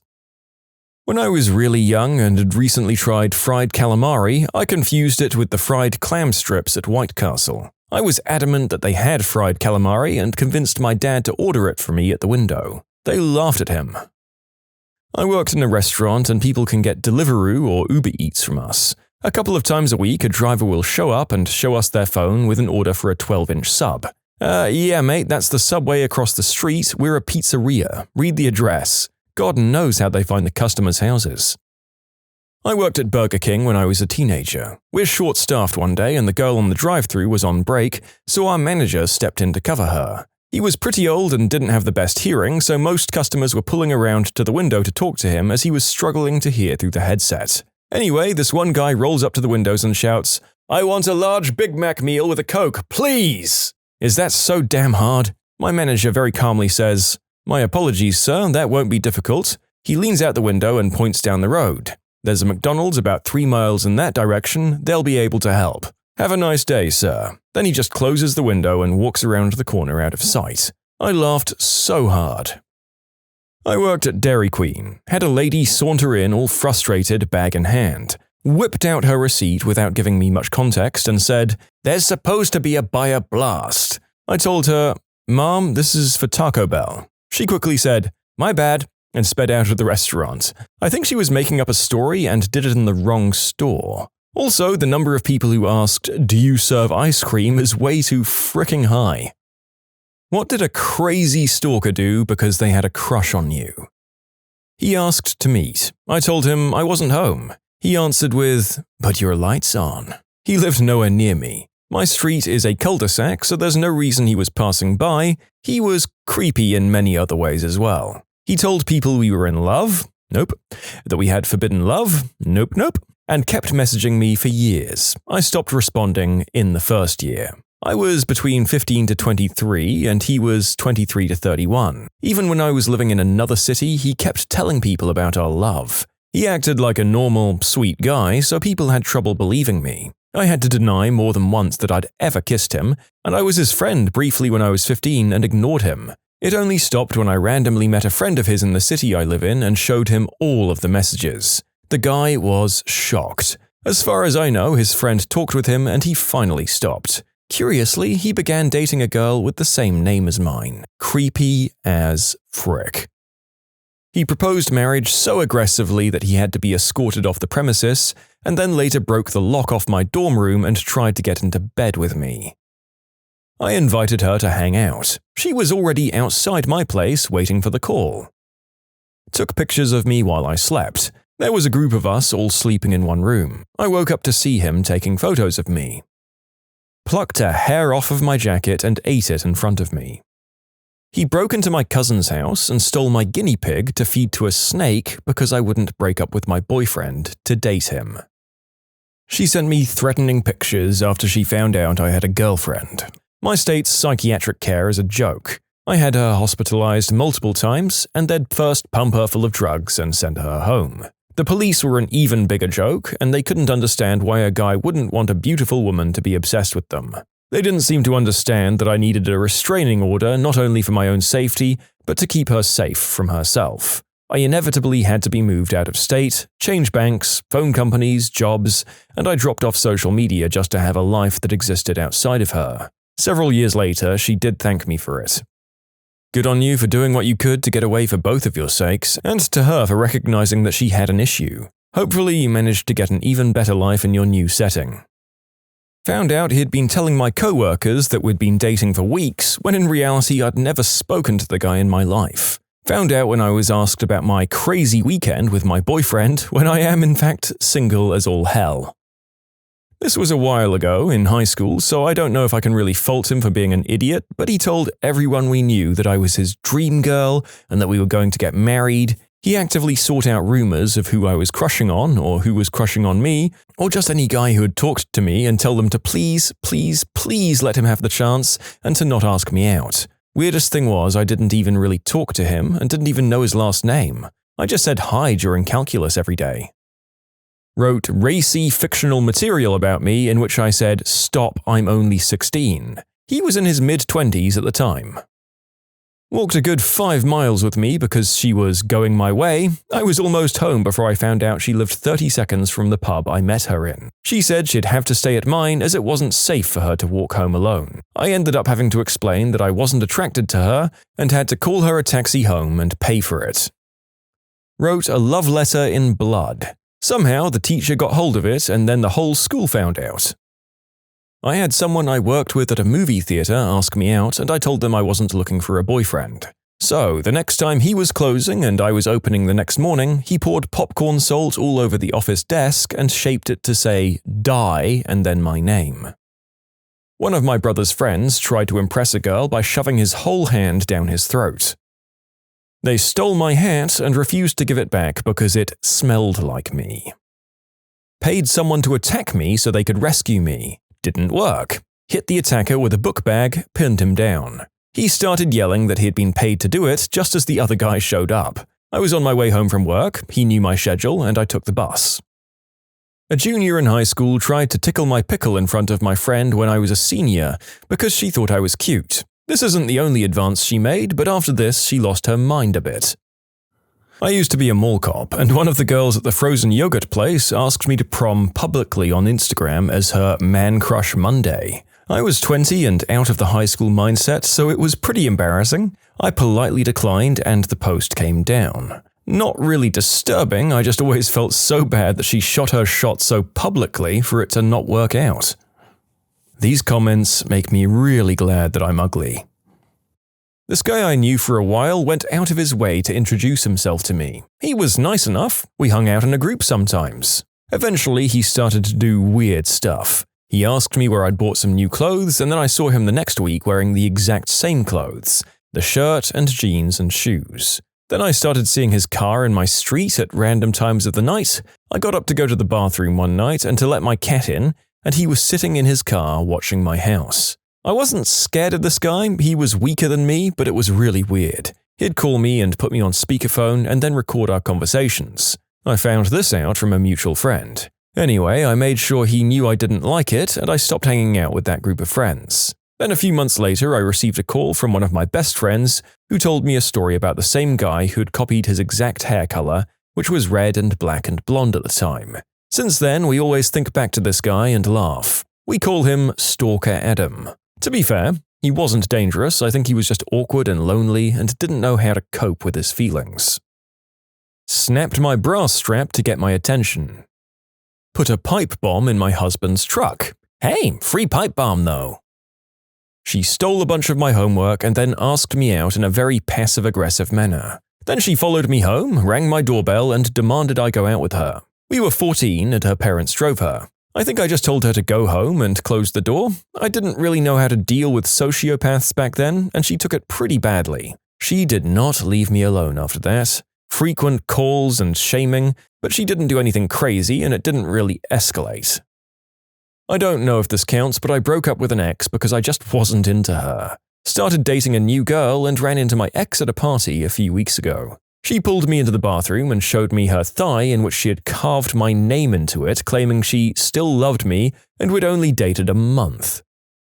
I was a 19-year-old waitress at the time, and a 49-year-old man that I'd served tried to connect with me through the Missed Connections page on Craigslist. He then came to my work and professed his love for me in a Christmas card that ironically had a cartoon of Santa being kicked in the nads by a child with the caption, "Stranger Danger." In his note, he said he wasn't sure if I'd be interested in an older man and he had a wife and children, so we'd have to find a way around that little detail. I didn't feel safe at work, so I had the police intervene and tell him not to bother me again. Well, even if literally every other thing this man did wasn't a glaring red flag, that card showing that child safety was going too far told you everything you should know about him. Nice of him to give you written evidence to assist in your case, though. Showed up at my job and requested me by name, to serve her and her new boyfriend. She kept saying how great he was in bed. He looks like he wanted to be anywhere but there. Trying to do the things my girlfriend did, like stepping on my shoes while holding onto my shoulders, hugging me, among other things. I came home from high school and my college-age crusher was sitting on the sofa chatting with my family. What the frick? I only went on 2 very platonic dates with him. I was only friendly, but he had way more in mind. He actually asked my parents if he could marry me because I was such a virginal angel, despite repeated texts and calls. Goodbye and good riddance. My God. I used to train with this girl who was crude and blunt, but kind of pretty, and she was a heavy hitter, so she'd spar with the lads as well. No girl wanted to be her spar partner. After having my first go with her as partner, I took some hits and realized she was way too strong to duke it out with, so I began grappling. After a few weeks of this routine, she began to get good at grappling as well. It got weird. She managed to catch my back and just whispered, "If I tap you out, we can do it like dogs later. How about it?" And honest to God, for a second I felt like I was going to become an unspeakable act victim right there and then. I learned later that she had a crush on me but was too embarrassed to do anything normal about it. This guy lived a while away from me, so he learned where I studied from a friend of mine. I didn't tell him for many reasons, and he came one day without saying anything to me. I told him that I had classes that day, but he insisted that I should stay with him. Even though he knew I had a boyfriend, he kissed me and bought me a gift. When I told him I wasn't interested, again, he cried and shouted at me. She went through every picture I had on my MySpace and took pictures of herself in the same pose or scene and then sent them to me. She did that around 20 to 25 times. You can submit your own stories to be featured here on the channel. The story submission link is in the description below. And if you want to listen to some vibey music in the background, check out easymode, also linked below, and subscribe. Oh, I knew a mentally ill girl who had a crush on me for a while and did various stalkery things, including showing up at my work, changing her phone number 4 times to trick me into answering, and running away from home by hopping on a bus to a city 6 hours away, and then texting me at 3 a.m. that she had changed her mind and asked me to come pick her up and bring her home. At no point did I ever indicate any interest in her whatsoever. On the contrary, I repeatedly told her we'd never be together, but it was just in one ear and out the other. But the crap she pulled with me pales in comparison to another guy she also had a crush on. He was living with a few friends, and their place was a pretty regular hangout for a whole bunch of people. Consequently, they almost never locked doors. She showed up and let herself in one afternoon while they were all at work, and he came home to find her sleeping in his bed. He had to threaten to call the police to get her to leave. Another time, she literally hid behind some bushes with a knife, and when he came walking by, she jumped out and told him she'd self-delete if he didn't hug her. My stalker married me. I have such a big crush, I'm going to make sure you can't ever leave me by law. A guy that saw me working in Subway once brought his entire family to meet me. I'd never met the guy. I only know who he was because he was with a group of guys staring at me there a week earlier. They apparently waited over an hour. He'd started asking about me so much that the workers started keeping me updated on when the guy was there so I could avoid him. Broke into my house and laid down on my couch with me while I was taking a nap. Oh god, this has brought the memories flooding back. So this happened in my 1st grade in school. First, she once walked up to me randomly and started scratching my back. Like just wildly down my back like a raptor trying to claw something. That's when I began to think she was weird. But then there was the main event. The class was sitting on the ground for story time. A girl named F was wearing a purple dress and white stockings sits down next to me. Then as the teacher begins to read, I feel her bite me hard on my shoulder. I scream out in pain and begin to cry. The teacher looks up confused and I say that F bit me. The girl looks confused and says, "But I like you, that's why I bit you." Needless to say, I didn't like her after that. Funny thing was, I did think she looked cute that day. After the bite, though, I made sure to keep my distance from her. I vaguely noticed a car that was behind me the entire way to work from like the second turn I made out of my house.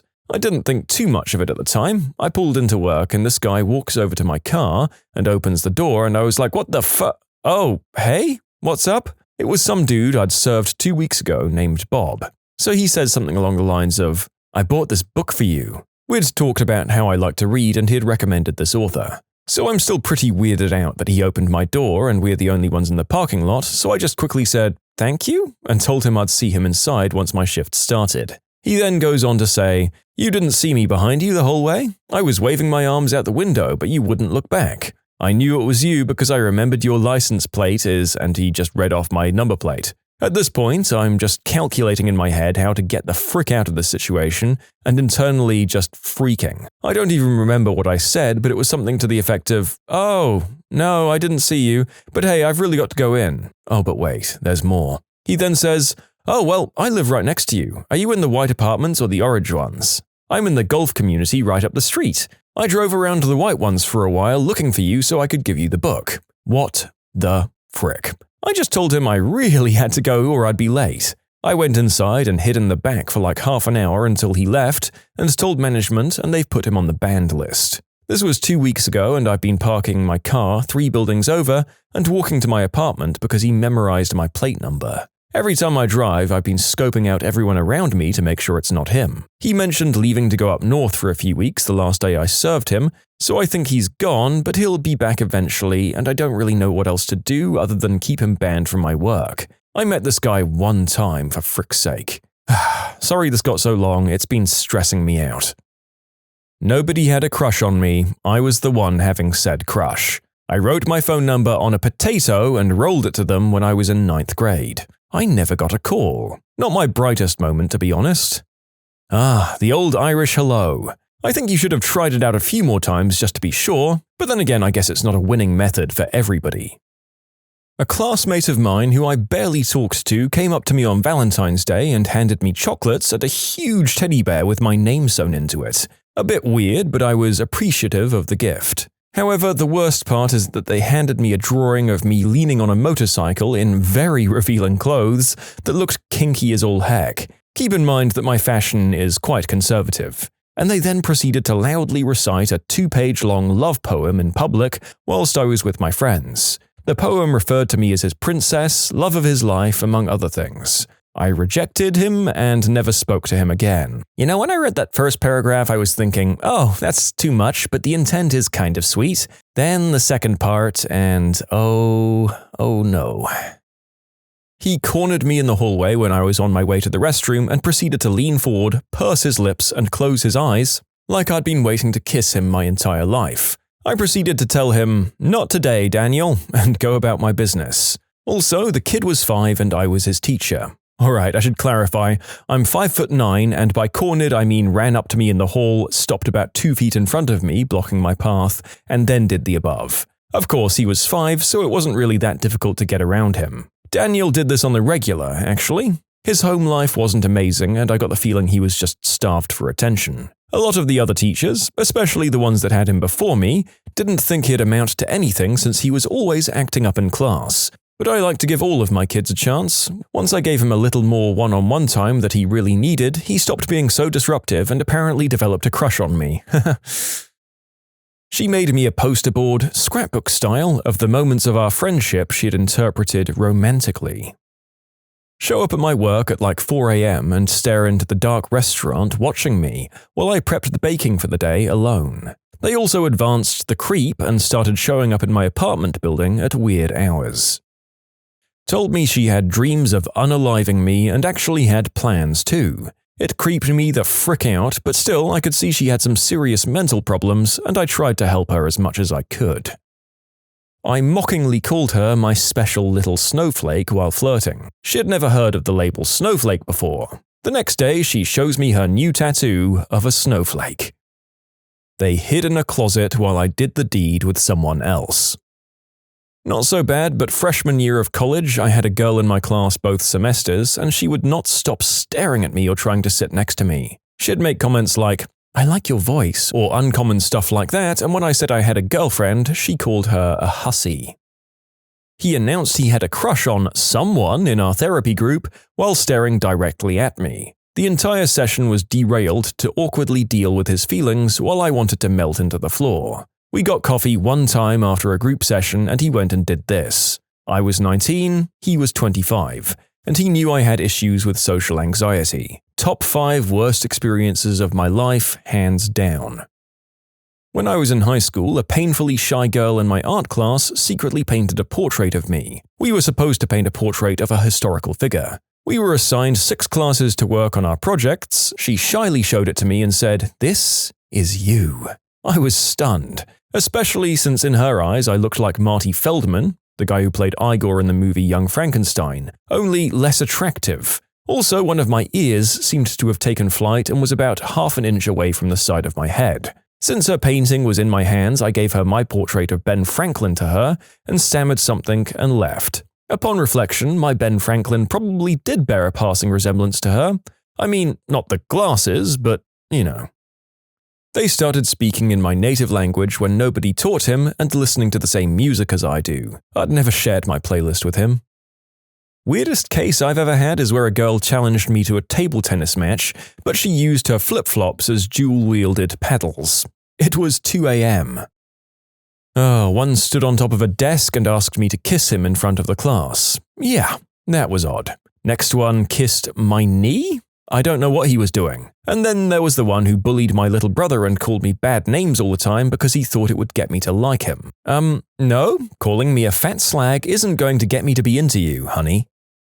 She asked if I wanted to go on a date. I said no. She undressed in the middle of high school and asked, "How about now?" while caressing her body. I said no again and went to my girlfriend, now my wife. Asked me if I had a boyfriend. After I said yes, he didn't like that. Red flags started going off in my head. They made me an axe with my name carved into the handle. It was pretty crude and it was the most bizarre display of affection I've ever received.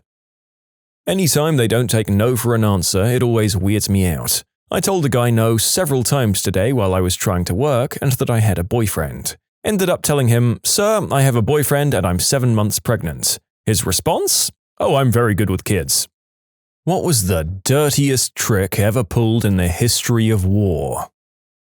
During the Second World War, German forces would rig crooked wall paintings to explode when straightened with hopes that it would kill Allied officers when they came in to set up command posts. The logic being that Private Joe Blow clearing the building looking for enemies isn't going to care or even notice if a painting is askew. But General Robert Important Guy, who sets up his new command post in the building and is in his office for hours, probably would notice. The Germans also strung piano wire across roads to take out anyone riding by in a jeep. Yep, my gramps told me a story about this. After he was wounded for his 3rd time, they made him a courier. He was on a motorcycle and because of these piano wires, he'd always ride hunched over. He lost a small piece of scalp instead of his head when he drove underneath one of these wires. When Timur the Lame was about to attack the city of Sivas, he promised the 3,000 Christian Armenian Sipahis that he wouldn't shed any of their blood if they surrendered. So they surrendered, and true to his word, he had them all buried alive. In World War I, the Allies became used to the smell of chemical weapons and would put their gas masks on quickly. The Germans changed their tactics and then would use nearly odorless, stomach-emptying chemicals that would absorb quickly into the lungs first. Then, once the soldiers were all spewing up and couldn't keep their gas masks on, they would fire the main artillery barrage containing the lethal chemicals. According to some records in the art of war, it's considered a good strategy to corner your men and have the enemy attempt to wipe them out. Because when the only means of escape or survival is through the enemy, then your own men will fight to the death. The actor George Sanders found out that his friend David Niven was very chummy with Winston Churchill during the war. He asked Niven to give the Prime Minister a note detailing his idea for a new bomb that the RAF could drop on German cities. It would be exactly the same as all the old bombs, except it would have a wind-activated siren attached to it. So when the bombs dropped, the German civilian population hiding in shelters would hear the siren, think the all-clear was being sounded and come out just as the bombs hit. Niven didn't say how Churchill took the idea. Yep, a good reminder that although the people who were most arguably the least evil did in fact win, the maximization of civilian casualties were an accepted measure in decreasing enemy morale for a quicker victory. It's absolutely horrific. I don't envy the people making these calls. Not sure if this counts as a trick, but Napoleon prior to the Battle of Marengo. Not only did he cross the Alps with his entire army, a completely unexpected move, but once across, the Austrians thought that Napoleon would move to Genoa in order to relieve the siege of that city. Thousands were dying of starvation, and the French general Massena desperately called for Napoleon's aid. Napoleon, in a ruthless and surprising move, ignored the calls for help and instead moved to attack the main portion of the Austrian army. eventually winning the Battle of Marengo. Massena surrendered Genoa, and it would be years before he eventually forgave Napoleon for abandoning him. And it would be years before Napoleon forgave Massena for surrendering. Counter-terror and anti-crime units have been seeding black market arms dealers with explosive-laced ammo. When fired, the bullets tend to have a small explodey effect on the weapons, rendering the weapon useless, and typically giving the user non-lethal but disfiguring hand and facial injuries. This bad ammo looks and feels like every other bullet that the dealer has sold, so the only solution is to stop using that arms dealer. Now you can't trust your existing arms dealer, and you have to find a new one that may or may not have tainted ammo or even be a Fed. In essence, it shuts down the entire illegal arms industry at the cost of about 1 or 2 crates of C4 bullets mixed in with the others. The Battle of Majnoon in the Iraqi-Iranian War. You wait until nighttime and you'll see how we're killing these Iranian dogs, an Iraqi officer said with a broad grin. We're frying them like eggplants. He then took us on a tour of dozens of thick electrical cables his troops had lain through the marshy battlefield, a spaghetti network that snaked in and out of the patchwork of lagoons. He showed us the mammoth electric generators that fed the exposed power lines from positions just behind the Iraqi front lines. And when the Iranian Revolutionary Guards made their regular evening advance, the officer and his men demonstrated the macabre genius of their invention. Iraqi gun batteries fired just enough artillery to force the Revolutionary Guards from their marsh boats, and when hundreds of them had been forced to continue their advance through the lagoons on foot, the men at the Iraqi generators flipped a few switches and sent thousands of volts of electricity surging through the marshland. Within seconds, hundreds of Iranians were electrocuted. This occurred nightly. In the trenches of France in World War I, General Monash was given the unenviable task of punching through the German line to claim the French town of Le Hamel. The way that Monash went about doing this was both revolutionary and bloody sneaky. The German forces were well equipped and well fortified, reinforced with heavy artillery and machine guns, and the troops were very well trained. Faced with those odds, Monash began to condition the German forces. Every day at dawn, he'd let loose a barrage of smoke bombs, followed by regular mustard gas canisters. The Germans, following their training, would equip themselves with gas masks which protected them. Monash kept up this bombardment for 2 weeks, and soon the Germans became accustomed to the pattern of attack, and would immediately don their gas masks and hunker down at the first sign of smoke. But on the dawn of the 4th of July, the smoke bombs were not followed by gas, but by Australians. The German gas masks protected them from the mustard gas and smoke, but they also vastly impeded their vision, hearing, and ability to communicate. With the noise of the battle and the obscuring smoke, they were deaf and blind on the battlefield. And to make things worse, this was not an unprotected infantry mass attack, but a creeping barrage supported by a division of tanks, heavy artillery, and aircraft. The tanks protected the vulnerable infantry, and the artillery and aircraft prevented the Germans from effectively deploying anti-tank measures. The battle was over in just 90 minutes and marked the rise of mixed arms warfare.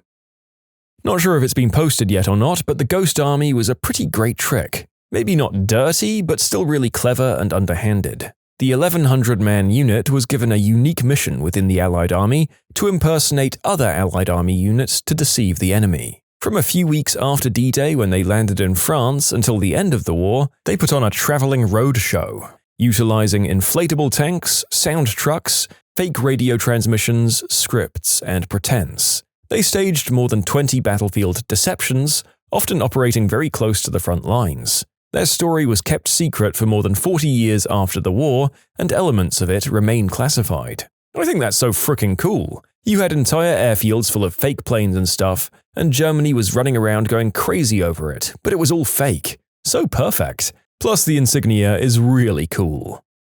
The narrator has naturally Googled this insignia, and it's a very cartoony ghost blasting lightning out of its hands. I don't know that it's the coolest one of the war, but it is very unique and memorable, and I think this kind of unit is a nice diversion from the atrocities we've been reading about, and we're sure to read more of them very shortly. Case in point, Genghis Khan, in a large-scale attack against the fortress at Volokhai, after being unable to breach the walls, demanded 1,000 cats and 10,000 Chinese swallows in exchange for lifting the siege. When the defenders sent out the animals, Genghis took them and tied tufts of cotton to their tails and ignited them, at which point the animals rushed back to their homes within the city, igniting hundreds of small fires, while Genghis's army attacked again and took the fortress amidst the panic.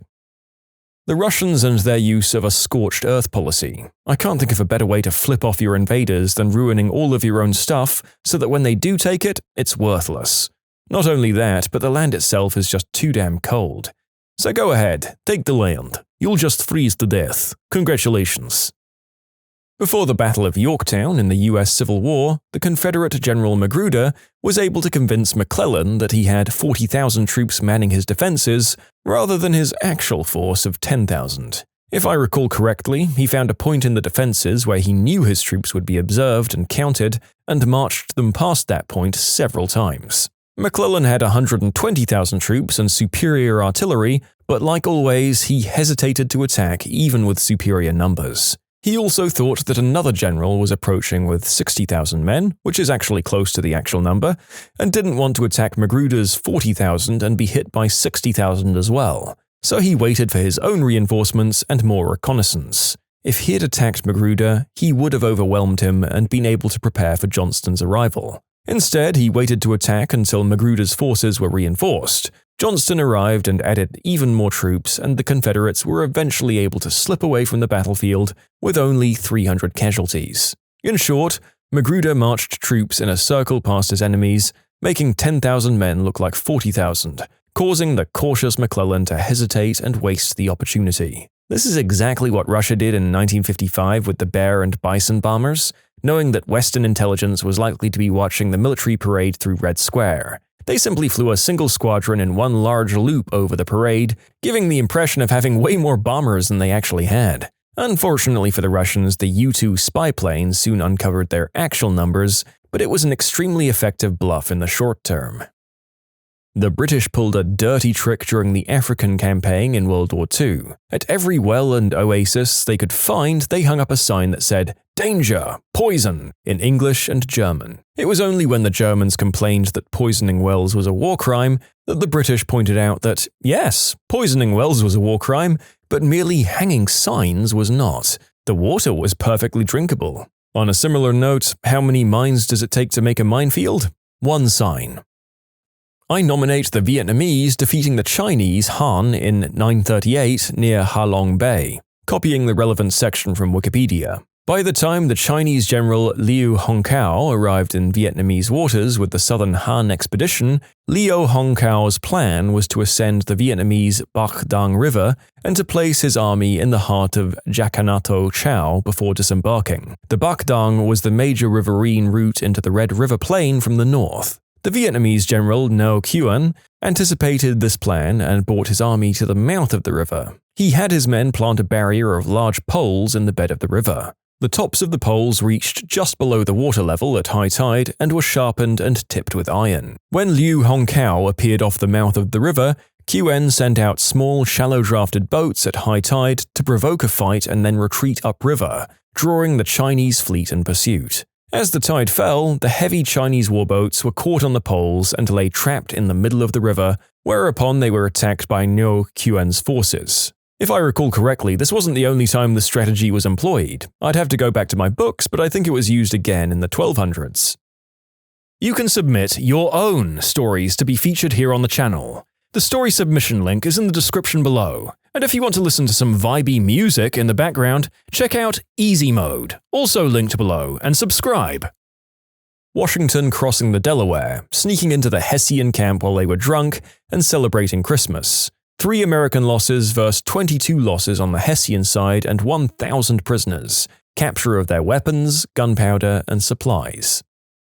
So there's this kind of honey made in Turkey called mad honey. It's made from the pollen of rhododendron flowers. If you eat very much of it, you get very intoxicated, and you often hallucinate. You can even take a lethal amount of it. A few times in antiquity, it was used as a weapon of war. For example, the Persians left some of the Romans to find it. The Romans ate that sweet stuff right up, and the Persians attacked them while they were all tripping and defenseless.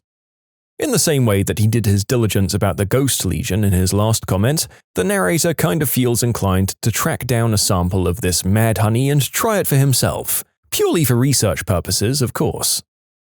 Saint-Nazaire was a heavily defended seaport during World War II. The British commandos disguised the destroyer HMS Campbelltown as a German destroyer and filled it with as much explosives as they could. They sailed the ship past the spotlights, signaling that their radio was broken using signal lights. Eventually, the Germans did catch on and opened fire on the ship, but too late. The Campbelltown lowered the Nazi flag, raised the Union Jack, and the ship rammed the dry dock at full speed. Sadly, the timer on the explosives was faulty and the dry dock was barely damaged. 2/3 of the commandos were killed or captured, and the mission was deemed an abysmal failure. However, 6 hours later, just as the commandos were being mocked by a Gestapo officer for the failed operations, the explosives went off, blew the entire dry dock to pieces, and put it out of commission for the rest of the war.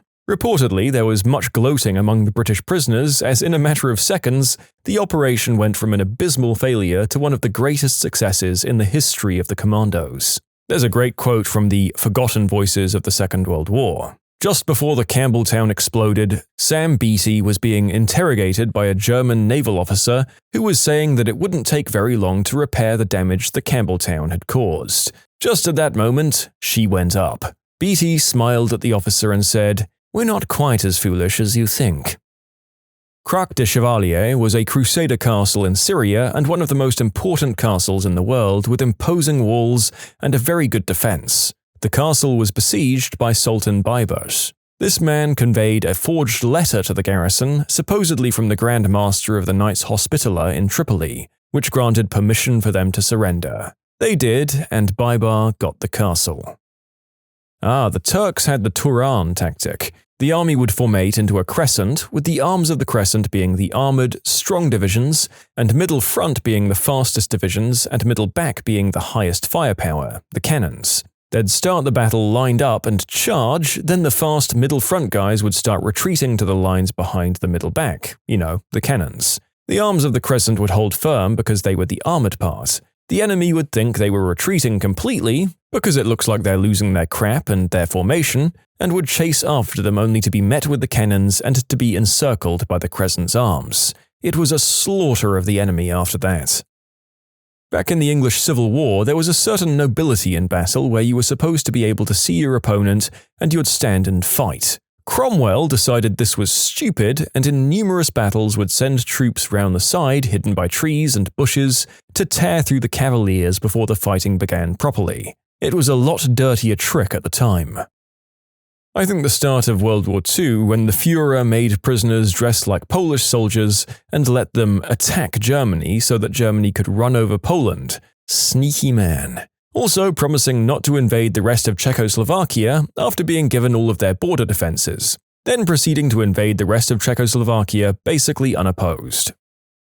During the Siege of Kaffa, the Mongols hurled the corpses of the deceased soldiers decimated by the Black Plague into the besieged city. It's considered one of the key events that helped spreading the disease in Western Europe, killing millions.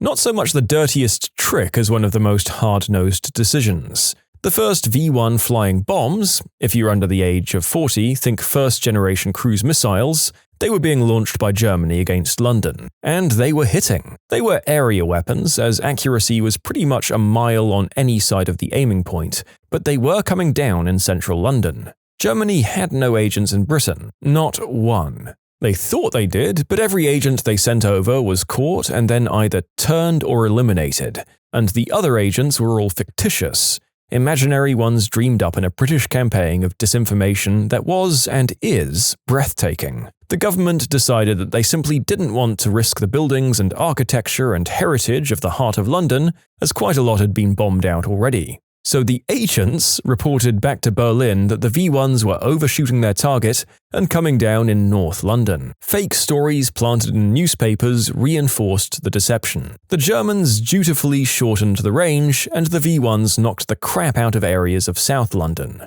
One of the reasons why a lot of Croydon is 1960s concrete is because of the damage done by the V1s in 1944. Fun fact, the Germans spent more money on the V1 and V2 weapons program than the Americans spent on the Manhattan Project. In short, someone said, "Our people are going to die and our buildings are going to be flattened whatever happens, so let it be here."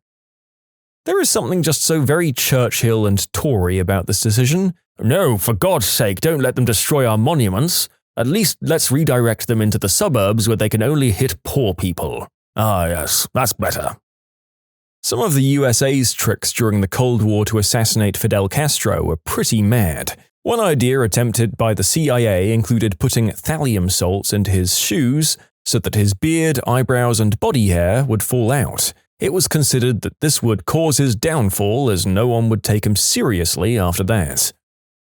The US firebombed Tokyo because the houses were mostly made of wood. They knew the city would burn. Even the guy who drafted the plan, Robert McNamara, was ashamed of it. They also tried strapping thermite to bats and releasing them over Japan in the hope that they would roost in the houses, then go off and burn the houses down. The plan was cancelled after all the facilities where this was being tested burned down due to incendiary bats roosting in them.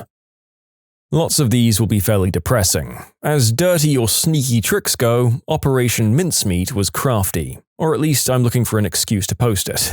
One April morning in 1943, a sardine fisherman spotted the corpse of a British soldier floating in the sea off the coast of Spain, setting in train a course of events that would change the course of World War II. Operation Mincemeat was the most successful wartime deception ever attempted, and certainly the strangest. It hoodwinked Nazi espionage chiefs, sent German troops racing in the wrong direction, and saved thousands of lives by deploying a secret agent who was different, in one crucial respect, from any spy before or since. He was dead. His mission? To convince the Germans that instead of attacking Sicily, the Allied armies would invade Greece. The brainchild of an eccentric RAF officer and a brilliant Jewish barrister, this great deception involved an extraordinary cast of characters including Ian Fleming, who would eventually go on to write the James Bond stories, also a famous forensic pathologist, a beautiful Secret Service secretary, a submarine captain, 3 novelists, an irascible admiral who loved fly fishing, and a dead Welsh tramp. Using fraud, imagination, and seduction, Winston Churchill's team of spies spun a web of deceit so elaborate and so convincing that they began to believe it themselves. From a windowless basement beneath Whitehall, the hoax travelled from London to Scotland to Spain to Germany and ended up on the German Chancellor's desk.